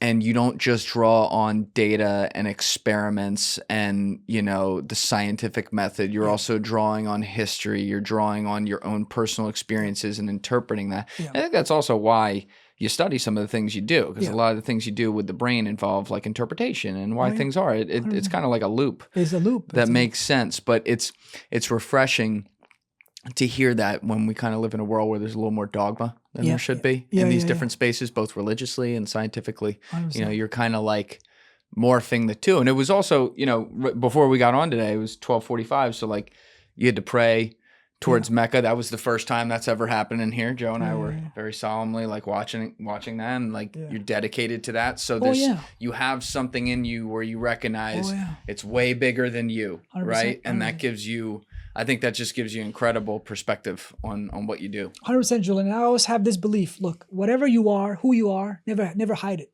Be who you are. Be proud of who you are. Be proud of your parents. I have people. I sometimes take, when I go lecture at Oxford or something, I'll take my dad with me. I have him sit in the audience, proud. And this is advice for myself and everybody. Always be proud of who you are. Be proud of your parents. Yes. Never think that, just because your parents are wrinkly and old, or you have a certain faith, or you have a certain background, you were born. Like I was being Kurdish in Denmark wasn't the most popular thing, as a kid. I never tried to hide it. Always be open of, never hide who you are. Always be authentic. And that's the way to really live life. So this is also one way of believing in God and having faith, is just being proud of who you are and never, Yeah, it's been humble too. It's being humble and understanding. And grateful, right? Yes. For what you've been given. Yeah, there's a lot of people who, whatever it is, they get success in something, they get really good at something, maybe they're smarter than the average person, which you definitely are. Thank you, brother. Where consciously or unconsciously, for better or worse, usually worse, like they kind of switch up and they kind of start to look back on things from their life and look down upon it. Yeah. And I what you just laid out there is the direct opposite of that. And obviously it sounds like you have a great moral compass. So I don't think that'll change. But I think a lot of people can learn something from that too, because, when you get good opportunities and you start to experience more than, say, the average person can or whatever, you want to try to create more opportunities for more people to come after you, and you don't want to write off the people who are never going to get a chance to do that either. You are the way you are, for example, because of your parents in a lot of great ways. And your parents may not have had the opportunity to go the same route, but for you to kind of bring them along with you, literally and figuratively, that's very, very cool. Like, if there's anything you can take away from this, if I can give any advice, is be good to your parents. Be good to your family, but your parents, like your mom would die for you. The things your mom would sacrifice for you, you cannot even believe. Your dad, your parents, be good to them, honor them. Your parents are guests in this world. And once these guests in this world, they are guests in the sense that they are here for a short time. And when they leave, you will feel their absence. Yeah. And you will regret not doing the things, appreciating them enough. You can never give back enough to your parents, and especially your mother. So that's what I mean by guests. Their presence is so fleeting. So take advantage of it and just raise them up and just honor them, because once they leave, it's great that you know that while they're here. It's crucially important. Yeah. That's crucially important. I have an exercise that I used to do. I don't do it often now as much, but I would sometimes close my eyes and meditate on their death, just thinking out, okay, now in the back of my mind, I know I can always call my mom or dad. So I take my phone and call my mom or dad. I have that, right? That blessing. I started thinking about, what if I imagine myself not having my mom and dad to call anymore? How would that feel? And I would feel pretty hollow. I would just imagine them. So this allows you to be more grateful.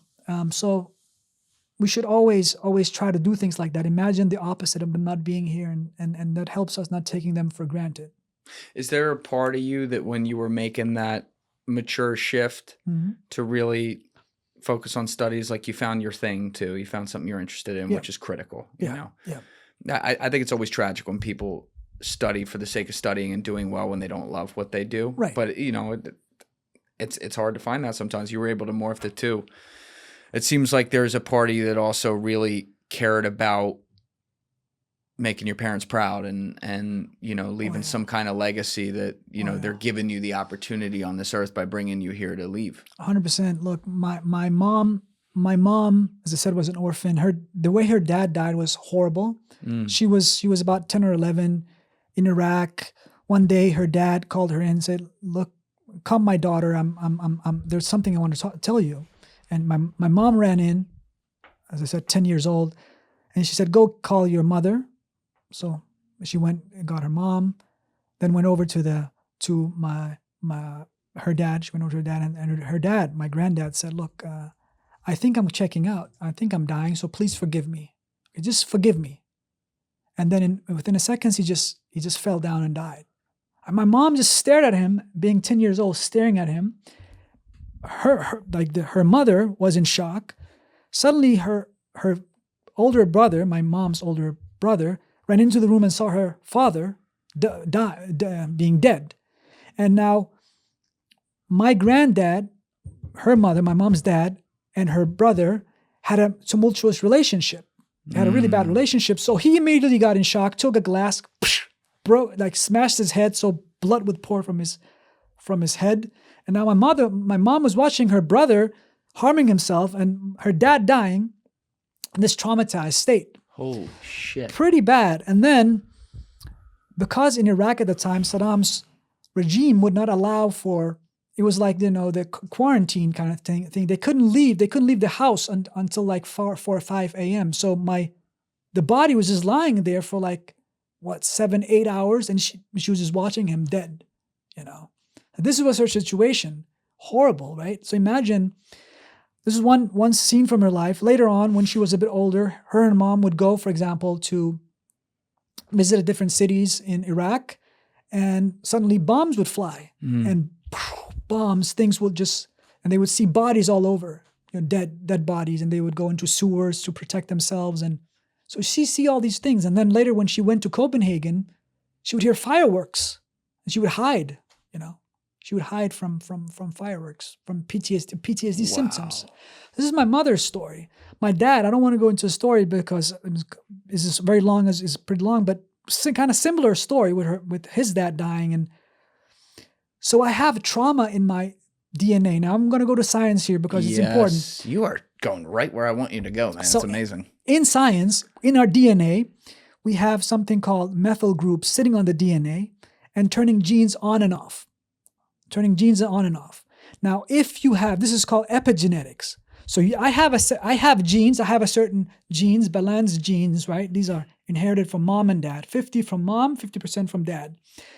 But our genes, our propensity towards anxiety, propensity toward mental illness, propensity towards sleep disturbances, propensity towards stress, all stored in the genetics, in the code, but can be turned on and off depending on our experiences.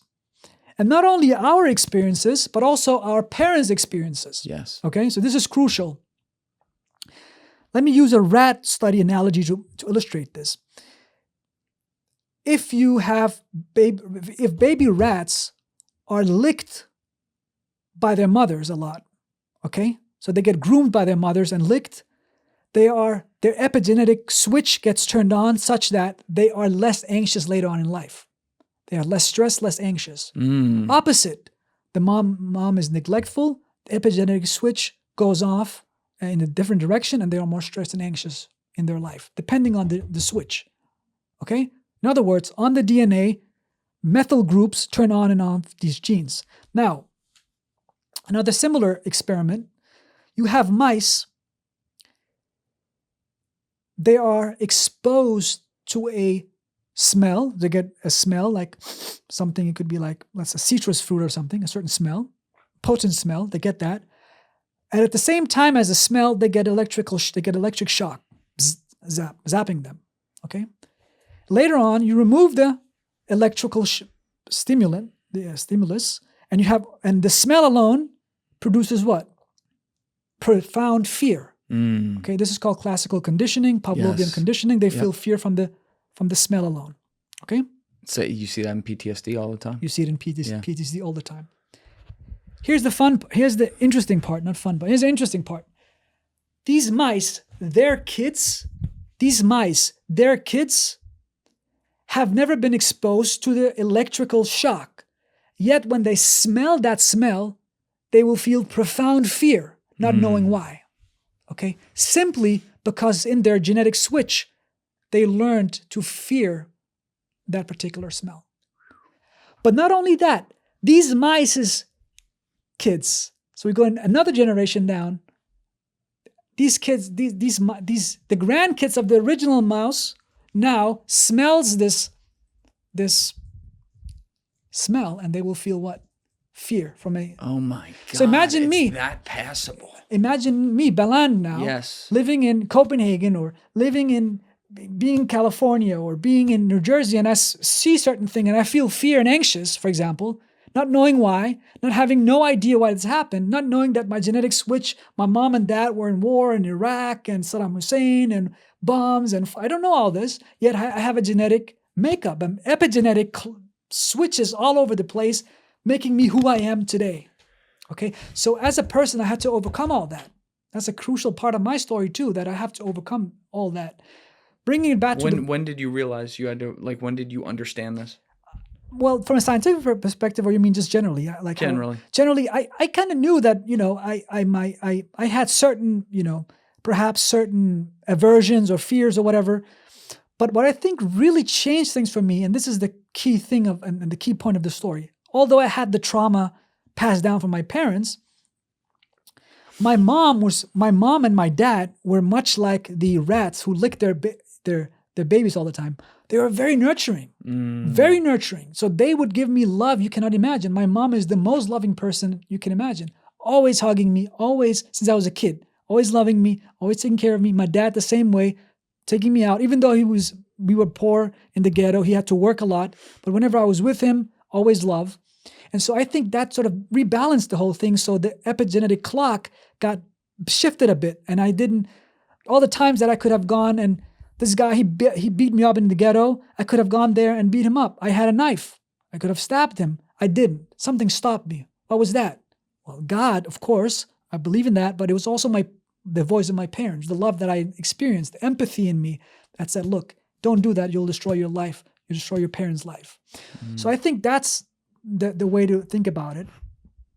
And on the science point, another point, a baby's brain is about, the synapses, there are about 50% more synapses in a baby's brain. Do you know that? Yes, I have read that before. That's very interesting. I actually thought it was higher. It's very interesting. So the brain of a baby is hyper-connected. There's all these connections.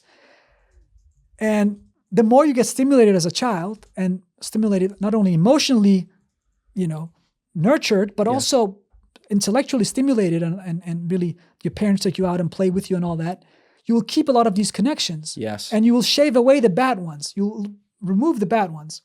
And for me, that was the case. I kept a lot of my connections because of my parents would play with me, my mom. We didn't have like toys, and we didn't have things like actual things I could play with, but they would very imaginative and fantasy and take me out, and she would use her scarf and use it as a Zorro thing when we were like for the we had to dress up for school. Mm-hmm. We didn't have like the Zorro thing, mask and all that, so we just wear her scarf and I would have fun, and that was my life. And I think and my parents, I have to give thanks to them. So you simultaneously have a self-awareness of the epigenetic trauma genes that exist within your family. Yes. Whether or not your parents consciously understood that or not, they took direct actions to help cushion that blow to a point that it affects you less because of that. Great point. In a way. Yeah. But it does make me think, man, like we see there's a lot of wars going on around the world right now. True. There are, and it's war is hell, and it's fought among civilians, and you have men, women, and children who, particularly the children, they're being raised in these fires right now. Yeah. You know, the reality is, mathematically speaking, on a statistical population level, not all parents are going to be like your parents. A lot of them, and through no fault of their own, they're not going to do those things. And it does make you wonder where generationally people become the same, you know, fear the same things and then act in a certain way because of that, always in defense mode that then can turn into offense mode in a way because of the things that have happened in the past. And you're not, you're giving a great explanation, but you're not helping me feel better faith on that changing. True, that's true. But let's talk about free will for a second. So do we have free will, right? So I went out to that guy. He had stolen my jacket. He had taken my jacket, stolen it. I took a knife. I wanted to go stab him, right? That's the scenario. Right. Let's say. You know, I was about 14. It wasn't like yesterday. I was like 13 years old. What kind of pocket knife? Swiss Army? Let's say something like that, right? Okay. I didn't do it. Why? Because my parents' voice came into my head, say, don't do it. Even though the guy humiliated you, he stole your things, he's been this and that, don't do anything like that. I stopped. Now, most neuroscientists don't believe in free will. This is actually the case. They will say, look, the reason you did not go and hurt this other chap was because of your genetics, because of your epigenetics, because of your chemical state. Maybe you got slept well that last few months. You had not been very stressed. Your experiences were such that, you were determined not to kill him, predetermined by nature and the circumstances, your genetics and your hormonal state, for example, your brain state. This is what many scientists will tell you. And they will use an experiment called the Libet experiment. It's an interesting experiment. It goes something like this. Well, I think 40 years ago, it was a classical experiment in neuroscience. You have a clock ticking by 5 minutes, go tick, tick, tick, tick, tick, tick, tick. And you tell the chap sitting there, you say, Baland, within the next 5 minutes, whenever you want, reach out and grab for this thing in front of you. Whenever you want. So after 10 seconds, I may go down here. After 30 seconds, I may go grab for it. 45 seconds, so forth, I grab it. Interesting. But here's the real interesting part. When you measure the brain activity using an EEG on the brain, it turns out that your brain will pick up on the signal, your awareness and the urge to move about half a second before you actually move. Whoa. Half a second. It's called the readiness potential. So before I even have the awareness of knowing, my brain knows by half a second. It already picks it up and says, okay, it knows by half a second before. This made a lot of scientists go crazy and say, look, we have no free will. It's all in the brain. The brain already know that you would do that. You would do the movement, right? You would do the action before you had the conscious urge or awareness. Now, there's some opposition to this argument, but let's look at another twist on the experiment that you can do. What if the guy, he sees on the screen, half a second before he does the movement, he sees on the screen something saying, now you'll do the movement. How will he react? This is kind of philosophical. But basically, half a second before he actually does the movement, he's shown a sign on the screen saying, you will move now. There's 3 possibilities, okay? One, he will say the machine has ESP. That's one. That's the one possibility. Second, he will say the machine is controlling me. Okay, I'm a puppet. I can't help it. Okay. Or the third is he might post-date it, say, oh, it came later. And it was a later entry. These are the 3 possibilities.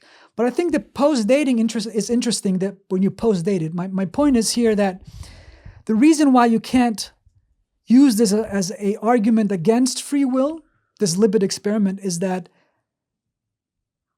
the whole time space, or the whole time and continuity and sense of time in the brain is kind of, it's smeared a bit. It's not that pure. And the time it takes for the brain to pick it up compared to when you actually do the movement, it's not that fine and clear cut. So I think that's one of the arguments against that this, the argument that this shows we have no free will.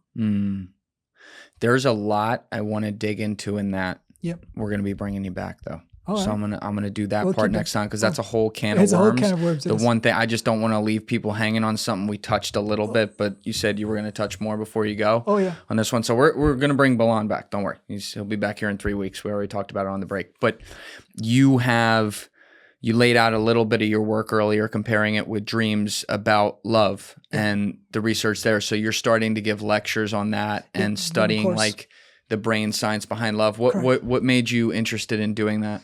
Well, to be frank, I mentioned this during one of my previous courses at Peterson Academy. I talked about human nature. It was a course about human nature, why we feel attraction, and there was a lecture on love and why we feel, altruism, romantic love, spiritual love, and all that. And it's kind of, I mentioned, it'd be fun to do a course on love, and then so one of the directors over there and works there, Nancy, is a really nice girl. She told the folks, Michaela and Jordan Fuller, her husband, about this, and then they asked me to do this course. So, and that was interesting. So I learned a lot about preparing for this course. It's extremely fascinating learning about love, really digging deep into doing a whole course on love itself, romantic love, and then going into why, the passion and infatuation of love. And, love is interesting. Romantic love is so interesting. When you're in it, you feel like it's the whole world and the purpose of existence. And I got to start, in my course, I have a lot of vignettes or case studies from movies, Titanic, why James Bond is charming, why the movie Cinema Paradiso. Do you know that movie? Oh yeah. It's one of the best of all time. How come he waits for Helena on the for 100 days? He waits in front of her window, and then the last minute he runs off and she runs after him. What's the neurochemistry of that? And so it has a lot of interesting case studies and looking at the brain as well. And so I think it'd be fun. One of the most fun courses I'll teach. So when you're breaking down like fiction like that, how do you relate that scientifically? Neuroscience of that is for example, anticipation of reward. When does dopamine centers fire?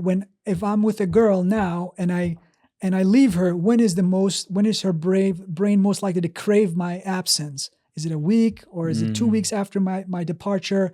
Why doesn't it work to be too much into a girl in the beginning, or vice versa, a girl into a man? But it's more men into a girl that can be a bad thing.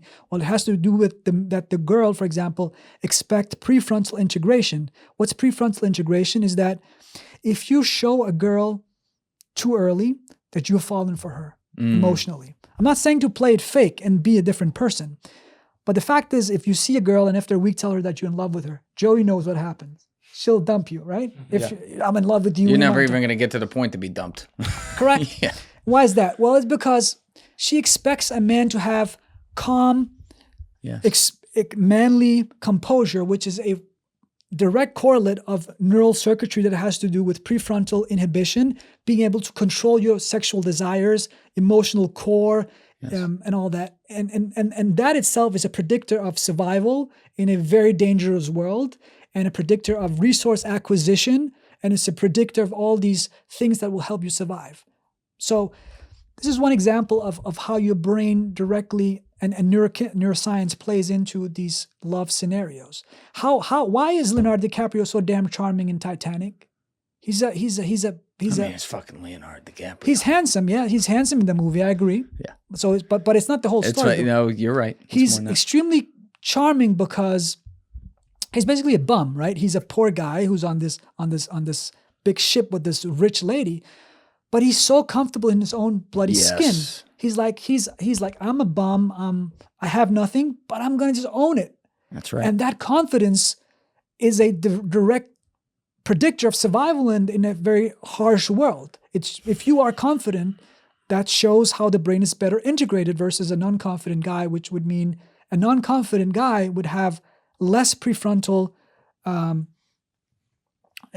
integration, be more impulsive, have more fear and anxiety centers of the brain being active, which again would be, again, go against resource acquisition and providing this lady with a protective environment. Yes. The Bodyguard. Have you seen The Bodyguard with Whitney Houston? Of course. Kevin Costner. Another Fuck example. Why is he so damn charming?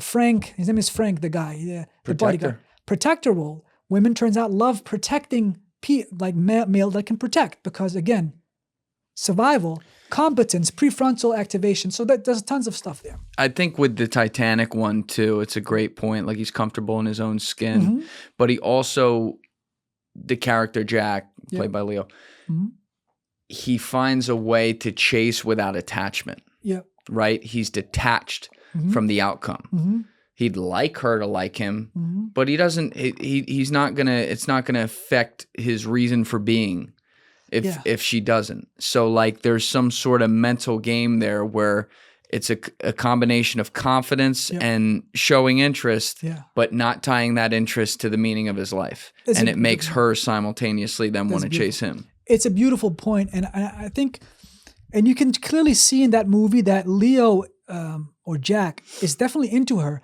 When she rejects him at some point in the middle of the story, he says, "I can't. I'll stay with my mom and the rich guy."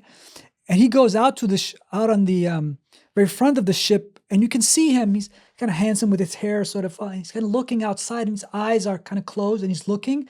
You can see he's bloody heartbroken. It's not like he's heartbroken. Right. He's not like he's just, I'm nonchalant. I just lost perhaps the girl of my life. He's heartbroken, but he remains composed. Yes. And that's the point. You want to have emotions. You want to feel the thing. You want to bloody have feelings for the girl and being bold about it, but you want to have that prefrontal integration where you can stay composed and stay like on track with life, even though things are shaky. You feel things, but you feel emotions, but you don't let the emotions control you and define you. Have the emotional limbic core will not overtake the prefrontal. And it didn't in Jack's case. He just went out and he was looking and he was obviously sad. And sadness is a good thing. It shows emotion. And then, what's her name? Rose. Rose runs out after him and he looks. He says, "They told me you were out here." And she looks at Jack and says, he says, I changed my mind. You came back. She says, "I changed my mind." And he says nothing. He says, "Shh, come here." And then they go out and he holds her and says, and he does one of his charming, with girls, not that you want to ask me because I'm very clumsy at this, but I used to have a few tricks in my sleeve. I think that's about to change. I used to have a few tricks up my sleeve when I was in my teenage years. I was a bit more smooth. I'm not too brat. That's when he had a Swiss Army knife. Just saying. No, I'm just joking. But look, what he does is extremely charming. He says, "Close your eyes." He's being very mysterious. He's being very sort of romantic. And then, I'm flying, Jack, and all that. It's actually very romantic, that whole scene. It's a very, not only romantic, but it's from a dopamine perspective and a brain perspective, it's very persuasive. Yes. He's a metaphor for, look, I'm gonna take you on a magic carpet in life and just allow you to fly and be free. It's free from the constraints of the palace and the rich chap and all that. So it's in tapping into her dopamine centers. It's a great movie to teach with because it's a fine balance. That like you'll see a lot of things like in the online like Tatosphere or whatever, where it's like you got to go hard this way and be like fuck you, and that's not reality. No. But the other way of being needy. And all over it and trying to emotionally attach yourself. You cannot do that. Too early, you cannot do that. No, you can't do that. It does not make any sense, and it doesn't make sense scientifically to a woman's brain. You can't. It doesn't make sense, and she can't help it. She's not like she hates you and she's being evil. She can't help it. She's wired like this. That's right. And look, same thing for you. If the girl is all over you all the time, that's exactly right, dude. Thing. It still works the same way. But I want to say something else. I don't want your audience and your folks to go away with the idea that you have to play a role and be inauthentic. No, you're not saying that. I'm not taking it that way. My point is, when time comes, when time is ripe, and there's a girl there, and you've been sufficiently composed, and you haven't chased, and you've been yourself, and you've been authentic, and you haven't played games. Don't play games. It will destroy you. Yeah. Playing psychological Machiavellian games is the worst thing you can do. 100%. Be yourself, but when time comes, let her know what you feel inside. Yes. Because you will regret it. And there's nothing worse than the regret of a woman that could have become, you could have a story with, a beautiful story with, and you held back because of fear of rejection. Don't overwhelm her, but bloody tell her what you feel. That's what I'm saying. People either never do that or do it way too early. It's a balance between the two. And I love that you said don't play these Machiavellian games, because they'll smell right through that eventually. Like, because you can't keep up an act forever. Eventually the truth will shine through and suddenly you'll be a different person than they may have fallen for if you put up a facade. But with love, it's a matter of, like, I don't mean to be like woo-woo or, you know, selfish with this or whatever, but you have to love and respect yourself first. You have to, and value that first in order to be able to let love in. There is literally, scientifically, a woman is not going to come to a man who shows the weakness of not being comfortable in their own skin to begin with. If you want to have them come your way, you then need to be able to not only maintain that, but when the time comes, know that you have the timing to be vulnerable in that way. Because vulnerability doesn't have to be, you know, weakness or something like that. Like we take it. It can be a sign of that same comfort in your own skin. It's a sign of strength, I think. Being vulnerable in the right situation, in the right context, is definitely a sign of strength. It's a sign you have to be vulnerable. You have to open up if you want to share something with another person, with a lady. You got to be willing to let some of that emotion and the core you come out. And this is just is just very important. But I agree, definitely, Machiavellianism and all that. Look, in the brain, you have two systems.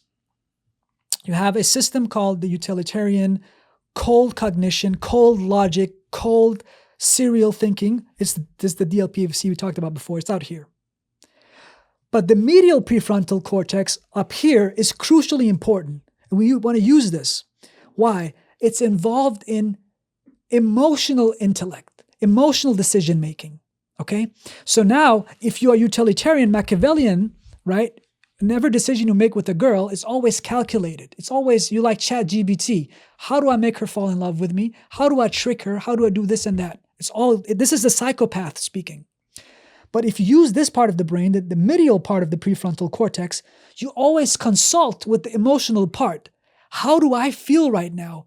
How might she feel if I heard it like this? How might she feel in this situation? How do I feel about this? So it's intellect paired with some emotion, and and that's important. So we don't become robots and don't go around, hurting people and not consulting our hearts. Dr. Baland Jalal, we're going to do this in 3 weeks again. All right. There's a lot on the bone here. There are. But I've been doing this 5.5 years. I've done, when this comes out, it'll be 350 some episodes or something like that. You're a superstar.